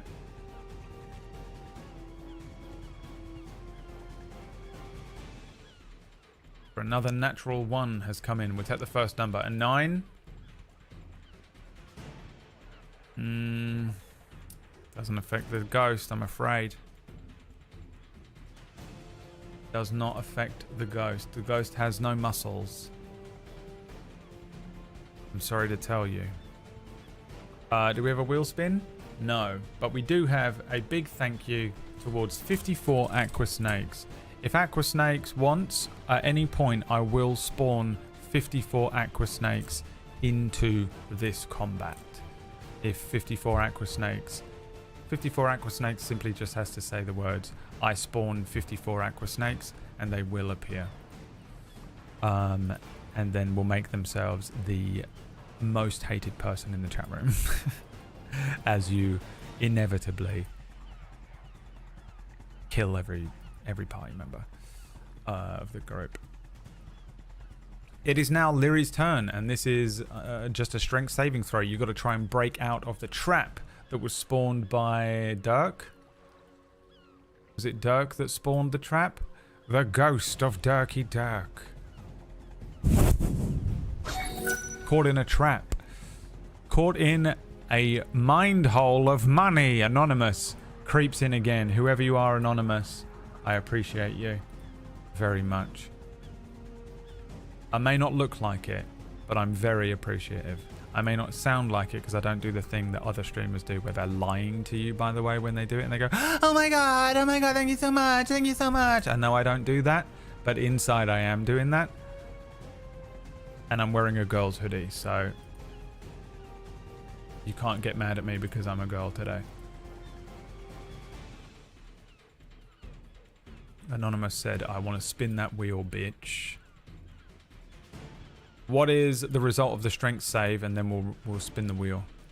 You have a +3 to your strength saving throw. Guys. Is that a 10? A 13?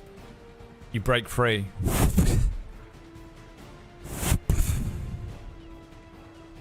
The spell is broken. Lyri breaking free once again of the bursting the bubble of this kind of air trap that seems to be summoned up underneath them every now and then, and landing as these two creatures continue to swipe and grab at Lyri, attempting to drain Lyri's life. It is time to spin the wheel, courtesy of Aqua Snakes and Anonymous and Penny. Wild magic. I'm going to make this be a normal wild magic, I think. Right? I think in combat, normal wild magic is the most fun. So this is what, a D100? D100, guys. Here we go. 60.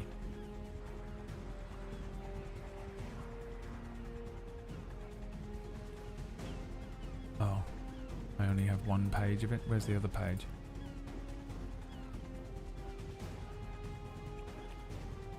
$60. You regain your lowest level expended spell slot. There is no such thing, so I will give you your second wind or your action surge back based on a D2. You eat the second wind 1, action surge 2. 1 second wind returns. And here we go. I hope you're hungry for nothing. I keep meaning this button. I click it and it does that, but it should do this.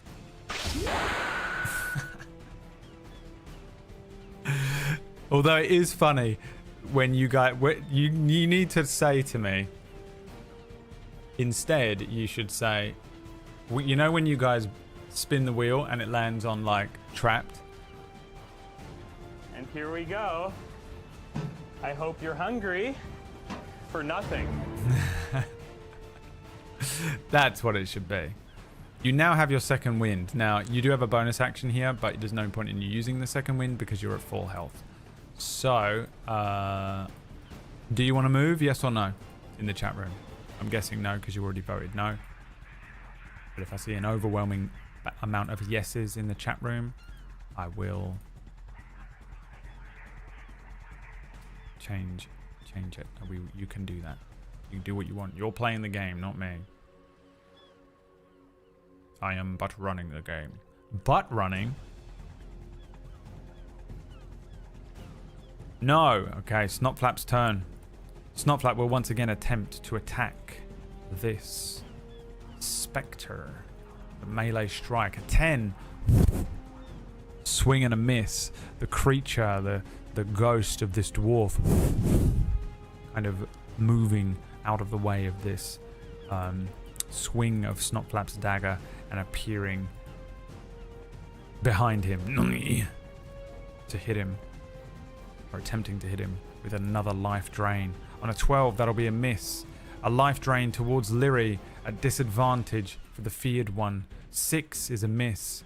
A life drain from the non-feared one. And 18 is going to hit Lyri here, dealing 9 necrotic damage. I need a Constitution saving throw from you in the chat room. ! Roll d20 to roll the dice. You have a +4 to your con save here. Whatever dice you roll, we had a 4 to it. You have to beat a 10.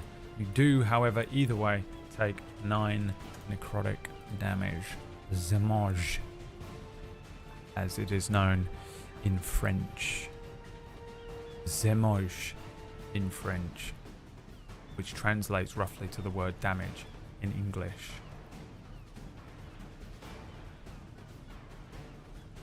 I bet you didn't know that I was fluent in French. I bet you didn't know that.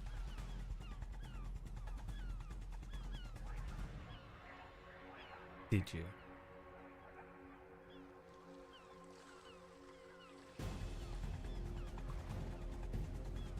A 9 plus 4. I don't know what number that is. 22. A 22 is a success. You don't have to worry about your hit point maximum being reduced, but you do still take that necrotic damage. It is Lyri's turn. What does Lyri do? The classic options are attack, melee, disengage, run away, move without disengaging, dodge, equip bow,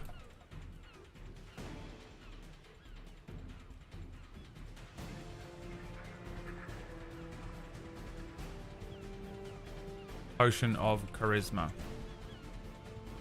What else? What is that thing actually called?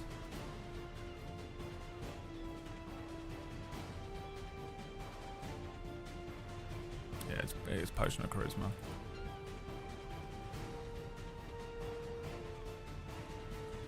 Step into a third trap.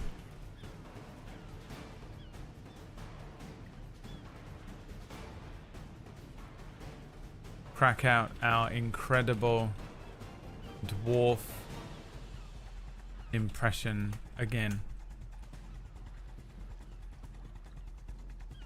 Roll again and get trapped. Money. Show ring. Spectres are actually, I've looked up all of the stats in the game, and actually spectres are resistant to non-magical damage and immune to charms, so choose wisely. Actually. Alright. I know what type of player you are at the table. I think we know. I didn't need to. Even worse, by the way. Even worse that you wrote that. I know you have no concept. Because you are just... Lyri would know that, actually. My character would know that. the worst type of player. The worst type of player. At any D&D table. Second worst, actually. I'd rather have a plasma than the person who, like, hoards all of the loot for themselves. That's the worst player. The player that does mad shit just in the attempt to get their own, to get more stuff. Or like just kills the fucking store owner in the hopes to get the magic axe that they want. Or abandons the fight so they can run to the chest in the corner. That's the worst player. Second worst is whatever Plasma Shade is doing. The Corrupt Union boss. That's exactly how I imagined Plasma Shade looked until he sent me a picture of himself and he looks like a character. It's fucking weird how Plasma has the brain and personality of the Union boss from Disco Elysium, but in the body of a character from Sons of Anarchy. It's very confusing. It's the same as me. I have the brain and personality of a big-dicked, fucking amazing, absolute fucking beast of a human being, the best person you've ever met, in the body of whatever that character is that Orcish called me from that one movie that time. If you do now know what a Spectre can do, don't ask me. That isn't my job. I will leave. That's Plasma Shade, yeah. That, he's that DM. Whatever that Reddit page was called. Little Giants. Alright, you are going to either equip the bow or crack out our incredible dwarf impression again. 1 is equip bow, 2 is do a dwarf impression. 2. Give me a performance check. +3 to your performance check. Exclamation point, roll d20.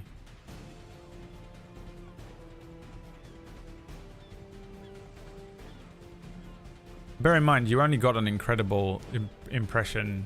You didn't like lock in that you permanently are able to do a perfect impression of a dwarf. You simply did it once correctly. And I know how this actually feels in real life, because sometimes I'll be like, oh, I'll just do an impression of Liam Neeson, and I'll do one and it will be so good, it's fucking crazy. And then 2 weeks later, someone will be like, I'll do that Liam Neeson impression again, and I'll try it, and it's almost as if someone else's voice is in my body. It's so bad that I can't believe that I actually got it right the first time. And this is what is happening right now. I rolled a natural 20 and then rolled a 4. So you can't just do a dwarf impression. You will always have to roll for it unless you have an actual ability or a thing, a curse or something. You know? You have a +3 to this, a 7. So a 10 overall. Alright. What does Lyri say?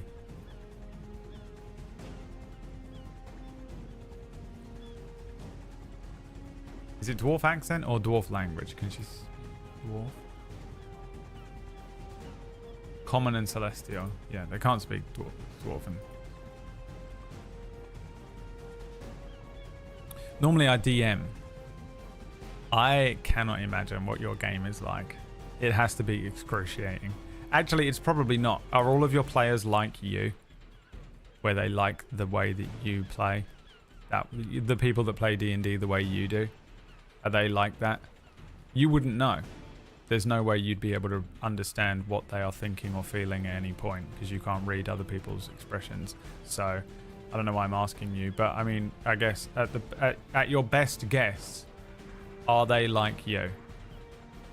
No, he's a good DM. His wife, they're like, no, really, he's normal. Don't we know? Look, this isn't an attack, okay? It is, but it isn't as direct of an attack as you think it is. You say your king has returned. That's it? That's all you're thinking of saying? All right. Do you want to say nothing? Nothing. Your king has returned. Nothing.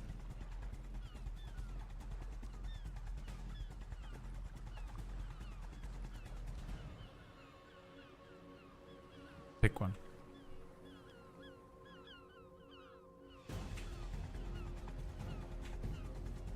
I want a 10-minute Chibi. Next time he's DMing, when he's not looking, I want you to go in and film him for 10 minutes and just send it to me. I won't play it on stream. I just want to watch it myself.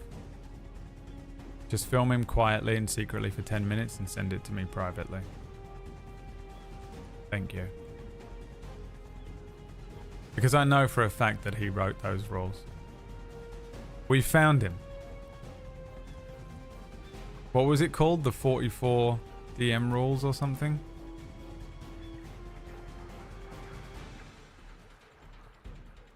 It's him. It has to be. There's no other way. Alright. You say your king has returned. Standing before these ghosts. Lyri channels the best impression of a dwarf that they can do and says, "Your king has returned." That's the best 10 I could do. Like, you lot are a 10 at stuff because it's average, you know? Whereas I'm always rolling natural 20s at everything I attempt. So that's how I imagine that you would do it. The ghosts do absolutely nothing.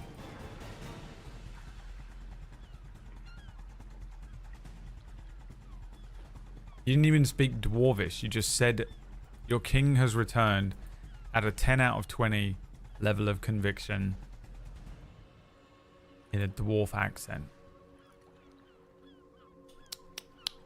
Abysmal. Snotflap's going to try and kill one of these creatures. I'm gonna kill one of you motherfuckers right now. 24 hit. 6 piercing. Doesn't kill it. Does strike it. Does deal damage. The ghost wails as Snotflap runs another line of that kind of arcane, sparking energy through this creature with his magical dagger. In retaliation, the specters will attempt to drain further life from Snotflap. On a 23 is going to hit. 7 necrotic damage dealt to Snotflap. Snotflap needing to make a constitution saving throw. A 4 is a fail. His maximum hit points is reduced by 7. How do I write this on this sheet? -7.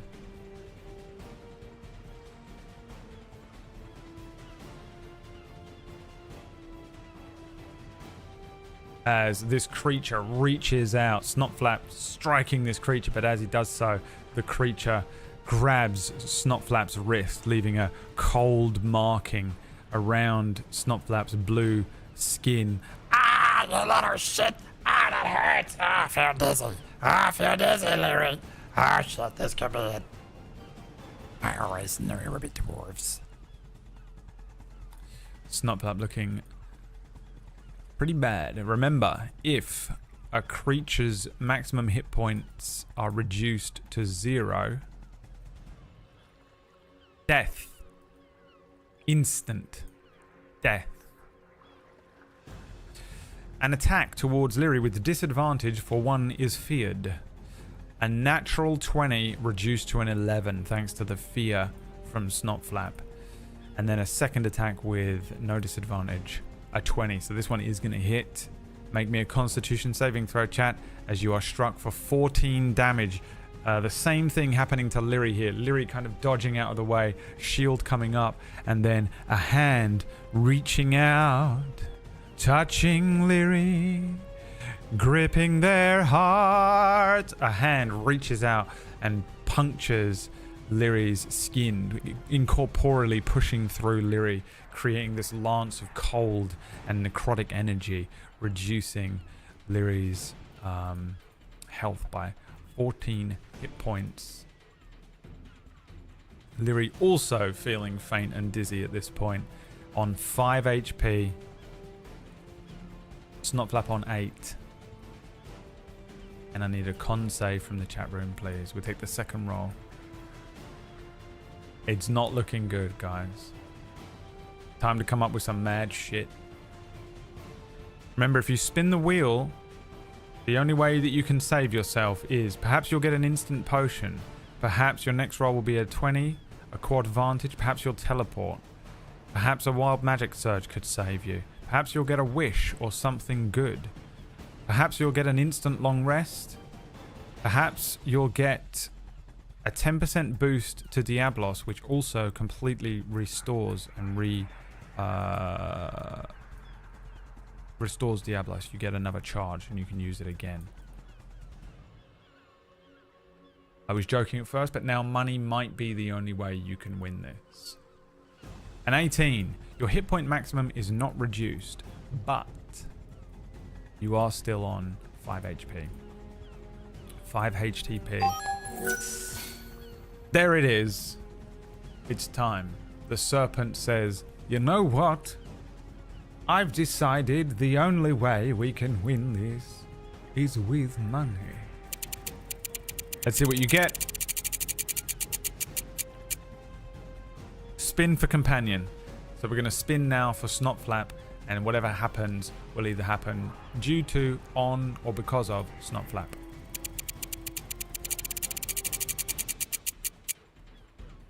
Snotflap gets some gold. And here we go. I hope you're hungry for nothing. Oh, it's all been going. To be honest with you, the wheel spins, I won't lie, have not been in your favor today. Remember, there are more good things on there than bad. Roll me a d20. Snotflap gets this much gold. Your rolls have been quite good in chat.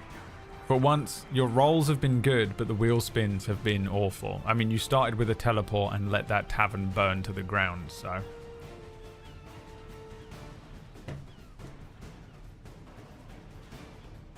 We'll see.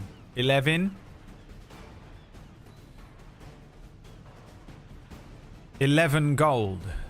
We'll take that 11. 11 gold appears in Snotflap's pocket. Snotflap says, What the fuck is this? I don't want this. and throws it at Lyri. You get the 11 gold. You now have 174 gold.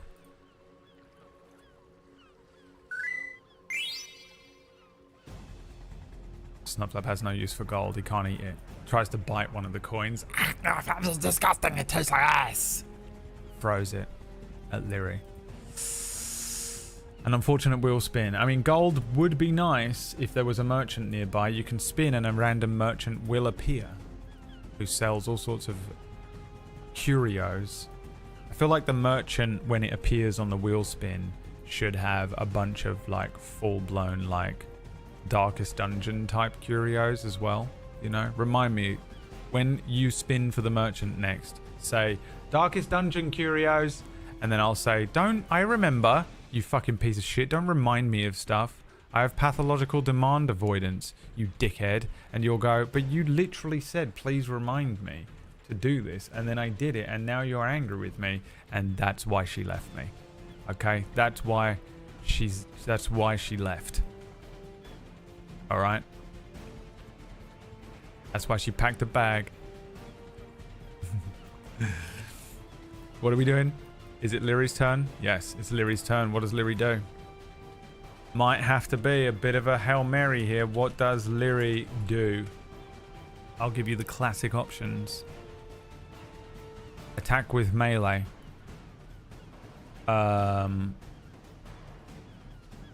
We'll do a second wind either way, because it's a bonus action. Disengage, run away. Move without disengaging. Dodge gives them disadvantage to hit you. Equip bow. Potion of charisma. And any other creative options. Squat to dwarf height. Hold hair over chin like a beard. Intimidate.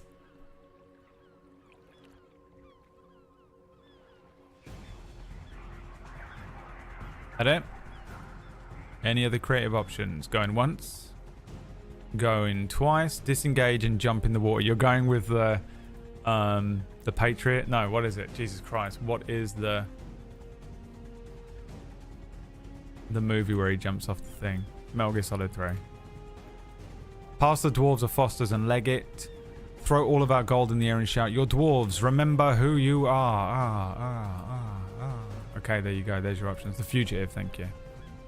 You're going to do a fugitive ending to the combat.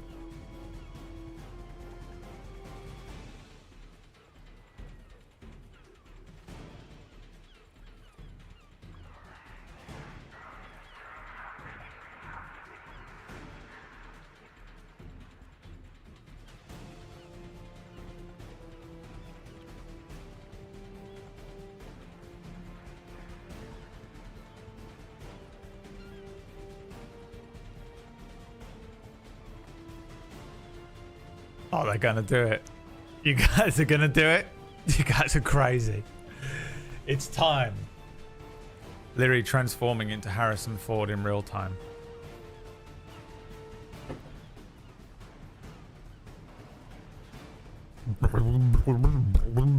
Polymorphed.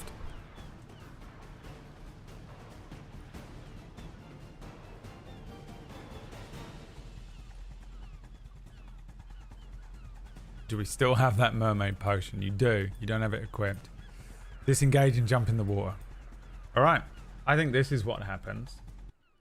Oops. I think this is what happens. Jesus Christ, Bradley. I don't need to narrate this because this is exactly what happens. That's Lyri. These are the ghosts.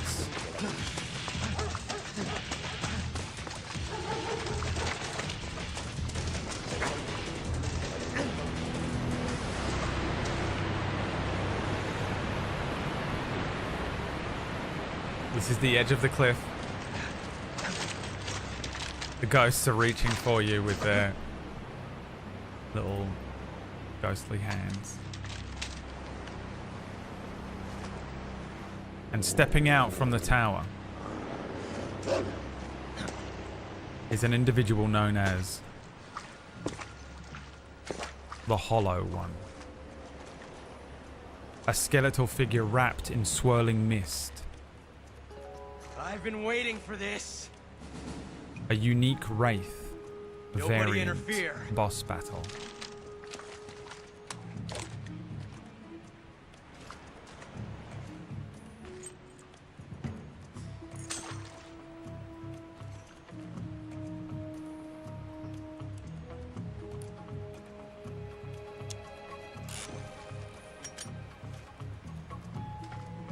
This is where it ends.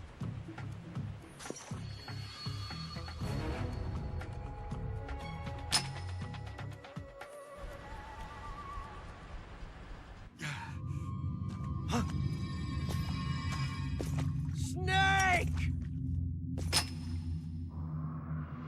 And then this is exactly how it looks.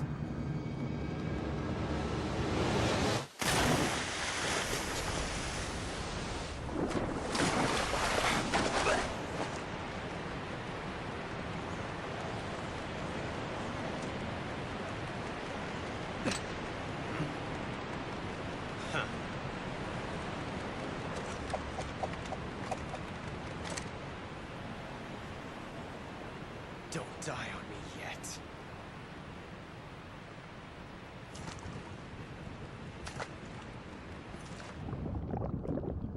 And this is where we're at. Guys, this is precisely what happens right now as you leap off of this thing.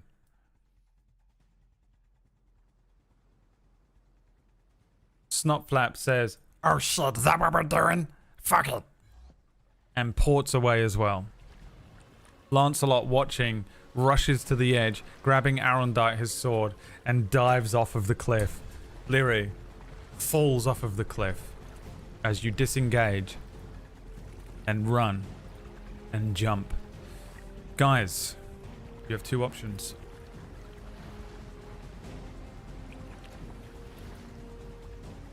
You have two options. The fall. Why is nothing working on my computer today?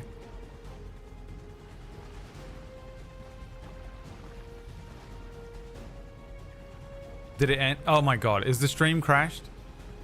Can you hear me?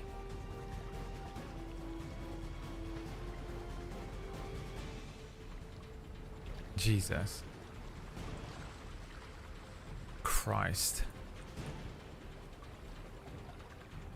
Alright. We back? We're so back, baby. You have two options. The fall. Would you like to do a controlled dive? Or would you like to spread out and brace?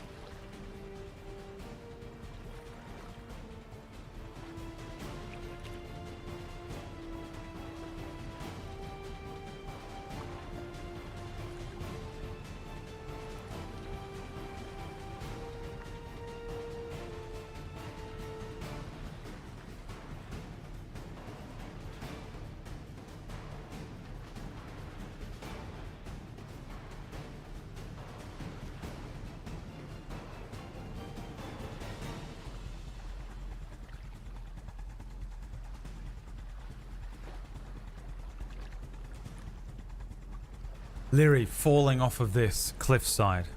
The sheer height of this is dizzying. Madness as the leap from the edge of this to escape these ghosts. The ocean waiting below. Jagged rocks line the shoreline. A dive begins. An attempt at a controlled dive. I'm going to need a dexterity check. Just a straight up dex check, baby. You have a +3 to this.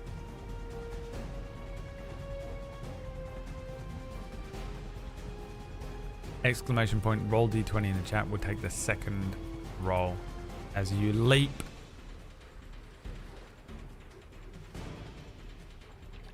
from the side of the cliff.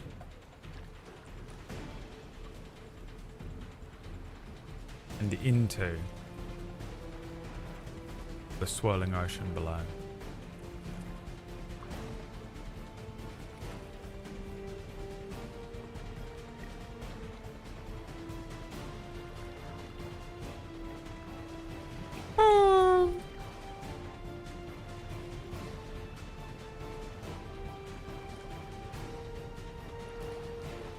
What do we got?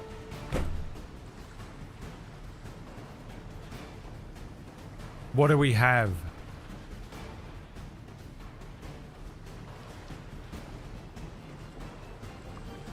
A 14. A success. Lyri tucking their body, spinning over, and then angling themselves into a controlled dive. Slicing. It does one of those things where like it replays the dive from different angles. A perfect slice into the water. Elegant. The 3 dwarven ghosts above holding up signs. 10. 10. 10. It's beautiful. However, the 3 characters falling into the water are immediately caught by the ocean's grip. The water is deep. The tide is strong. Lyri is instantly pulled towards the rocky outcroppings. Or perhaps Lyri is being pulled further out to sea. They can't tell. Turning around, confused, underwater, lost. Which way is up? Options. Strong swimming. Or go with the flow, baby. Go with the current. Attempt to swim against the current. Go with the current. The choice is yours. What will it be? Literal naked water nymph right now. Turning chaotically in the swell of the water. Underneath. Somewhere nearby. Horrendous rocky outcroppings. Also, the deep of the ocean.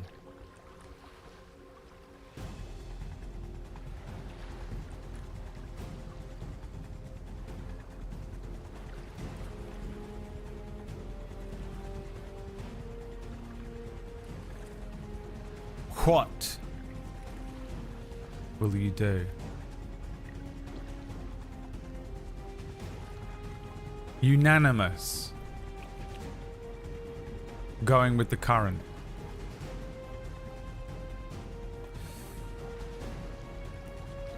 This is a survival check. Roll me a survival check, baby. +2 to this.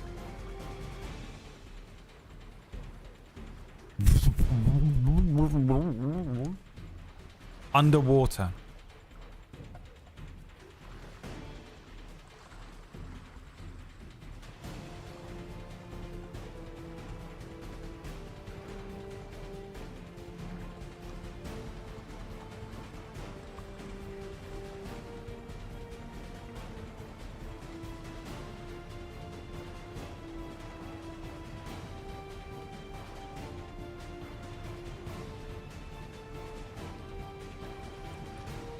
Take the second roll.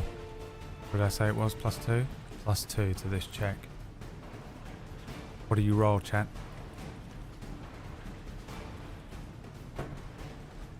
What will you roll?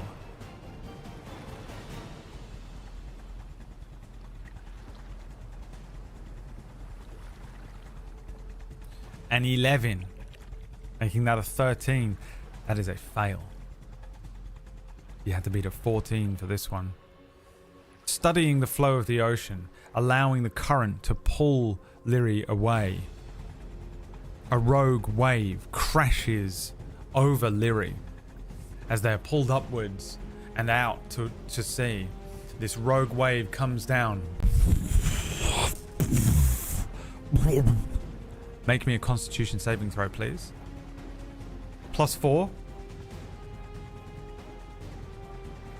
As you are battered by one of these waves, pulled by the current towards this rogue wave and crushed underneath the force. A Constitution saving throw, you have to beat a 12 so that you don't think I'm lying to you about these checks. 12 is the number to beat. You have a +4 to this and we'll take the second roll because it matters. It's a roll that matters. Does it have any bearing on the randomness of a dice roll? No. Is it slightly fairer that everyone gets an attempt to roll if we don't use the previous rolls as well? Yes. Is that more fun because there's lots of people in here? Yes. Is it really only 5 people playing and the rest of the people are just listening while they're doing other things on another screen? Yes.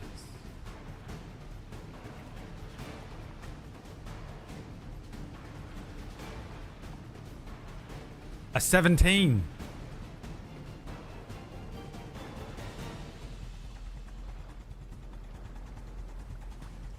Lyri steels themselves against the wave,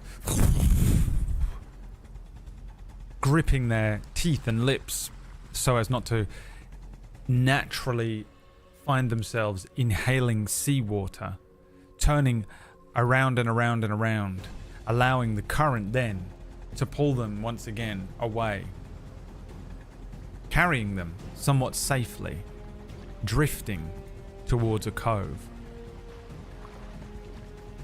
There are 2 possible ways for you to make landfall at this point.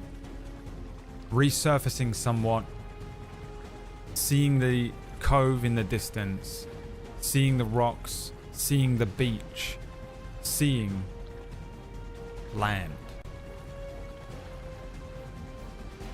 Reaching shore. Reaching out, touching shore.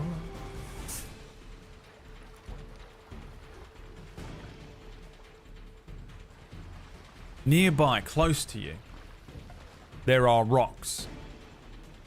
The waves aren't necessarily slamming against them right now, but it's a significantly shorter swim to actually make it to land and be on the land, the rocks. Or you can attempt to swim further to the small beach.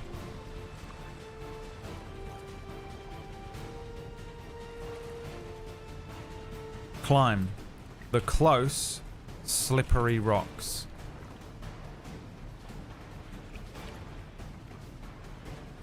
Swim further towards the small beach. What?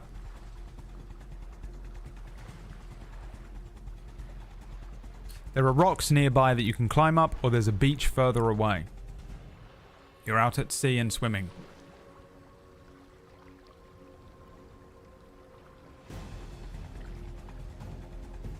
Two possible ways to make landfall.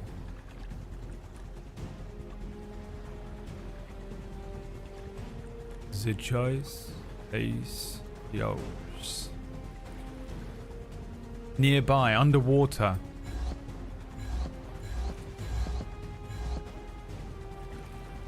Snopflap chaotically teleporting.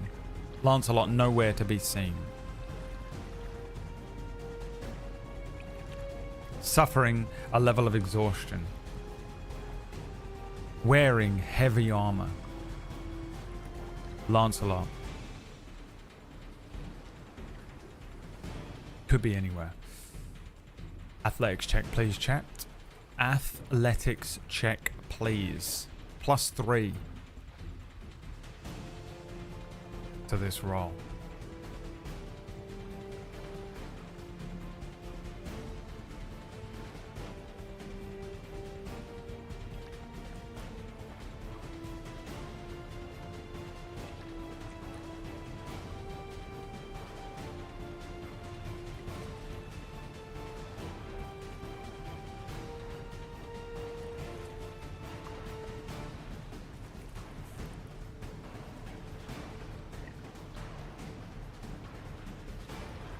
+3 to this check. Swimming.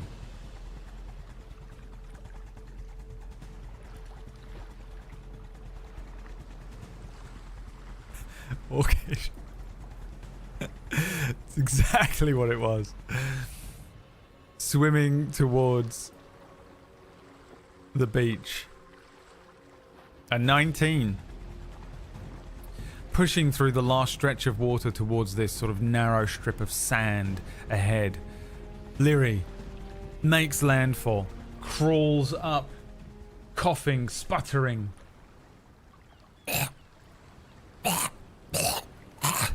Next to Lyri. Ah, shit. That sucked. What the fuck?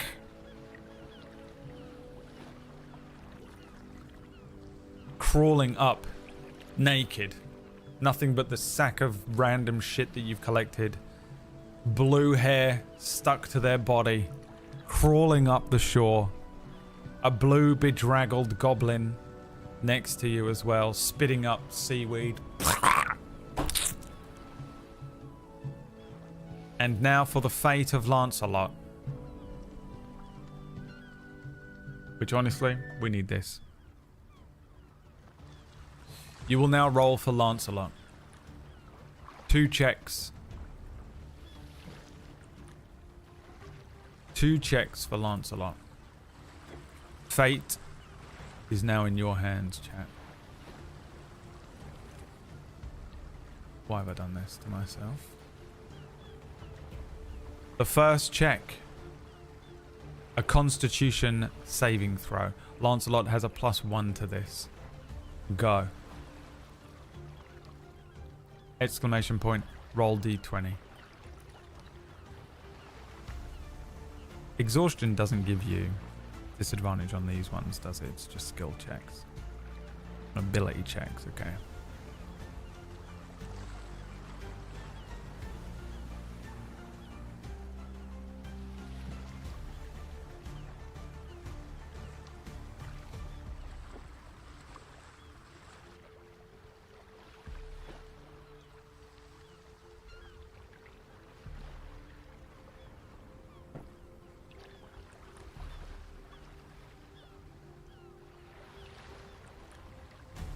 A Constitution saving throw for Lancelot. A failure. With a 4. Who rolled it? Penny. Do not play the National Lottery. Lancelot strikes, belly flopping painfully into the water. His armor dragging him down into the water. I now need an athletics check with disadvantage. +2 to this.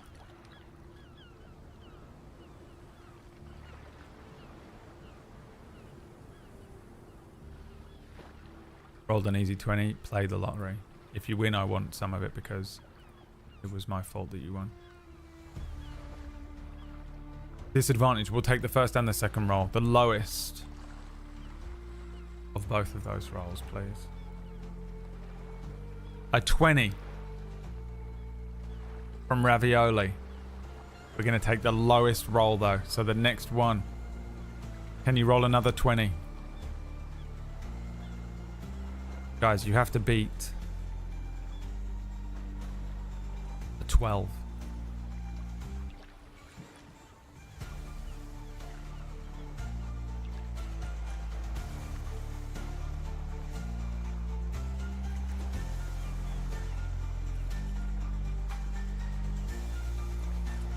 crawling up out of the water after Lyri, after Snotflap.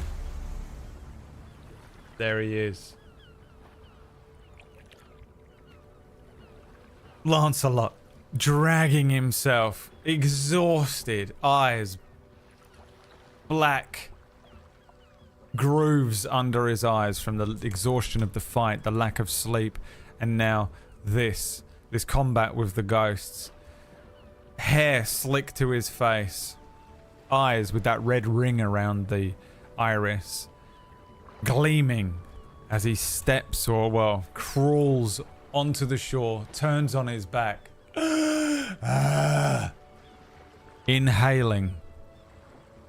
The three characters hauling themselves up onto the beach,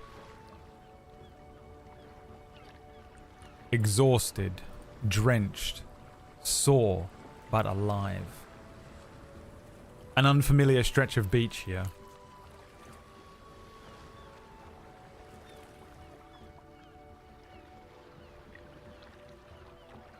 Are these things on here? No. Where would you be? Probably here, isn't it?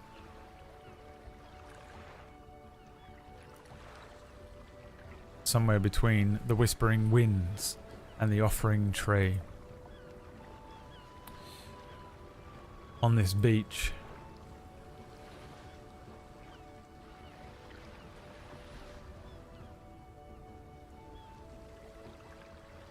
Roll me a d20.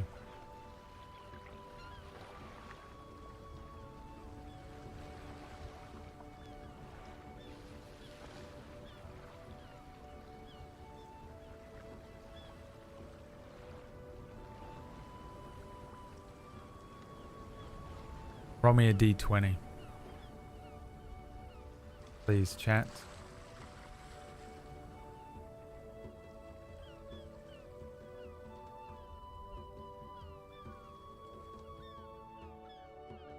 A 20. You take the first number? Yeah, why not?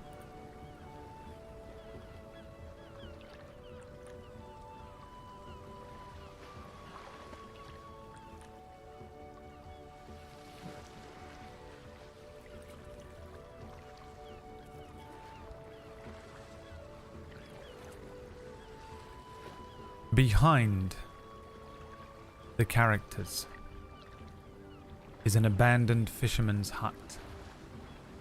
A dilapidated shack with broken nets, a little rotting wooden pier, and a rusted lantern swinging in the breeze. Lyri approaches, pushes open the door, prepares for something to jump out. Nothing does.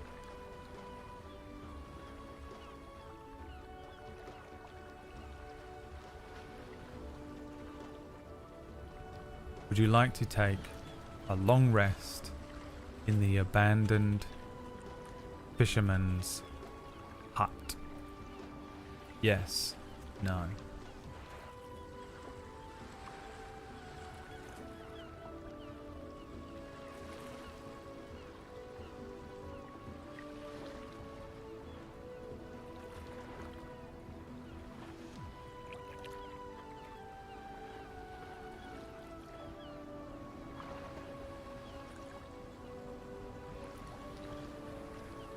It's a yes or no question, Omega.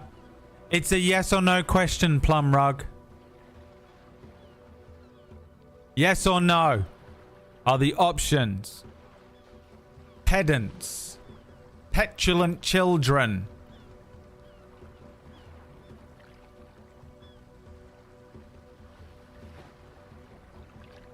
Yes.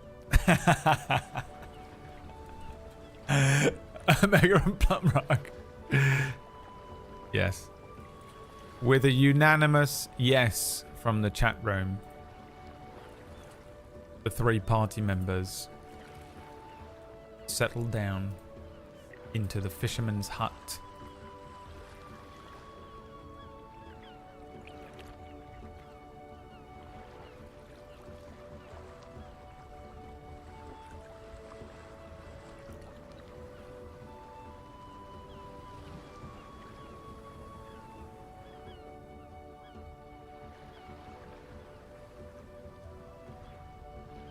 All three of them falling immediately into a sleep, closing the door and sort of checking, like, you know, securing the rickety little wooden door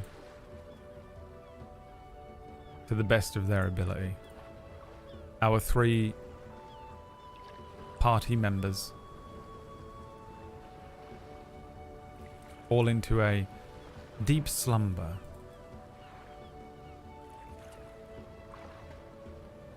A deep slumber, I say.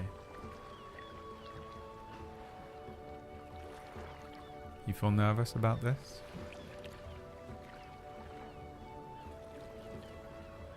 You feel nervous about the deep slumber? Do you feel nervous about the deep slumber?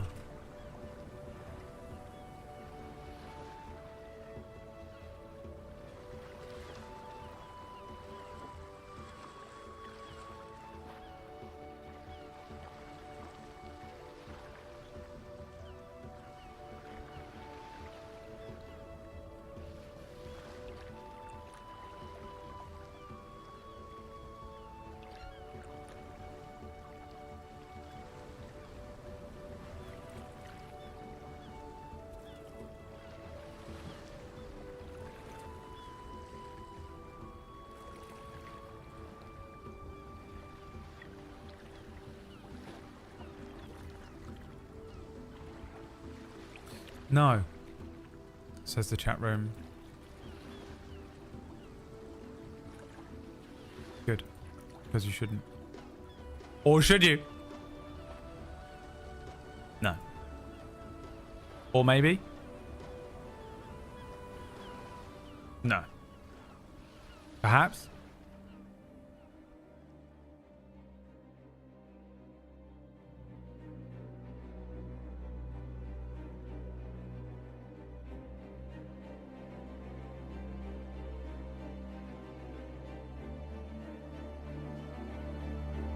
Find out next week.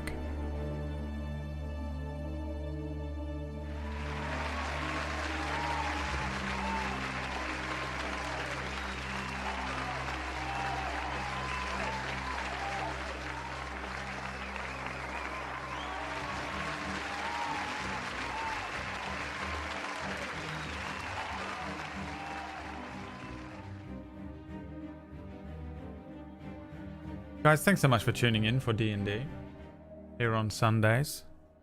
The D&D game. Lyri and friends settle down into their little abandoned hut. What could possibly go wrong? You scream. You cry. Why nothing, they scream and cry in the chat room. A literal cliffhanger. Yeah. A literal cliffhanger, I scream at the chat room. I'm gonna make some chicken.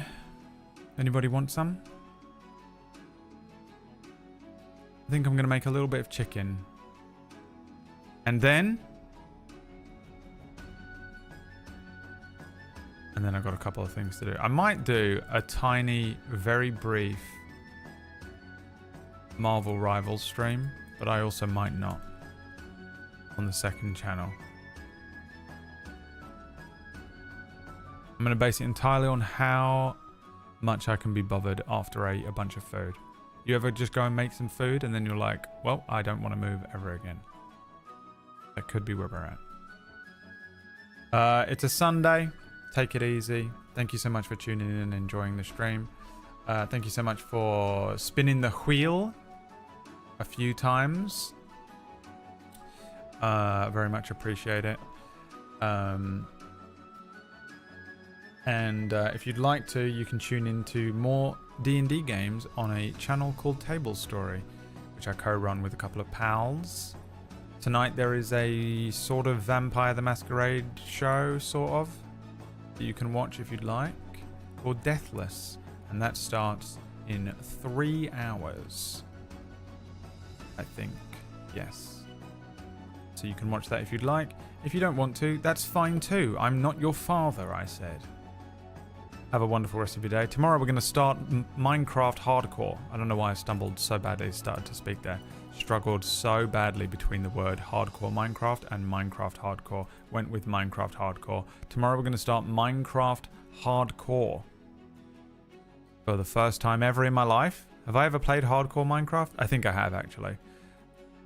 We're going to play more, we're going to start Minecraft tomorrow. So tune in for that one. And we're also going to figure out what we're going to play on Tuesday. It might be No Man's Sky. What do you think? We'll figure it out.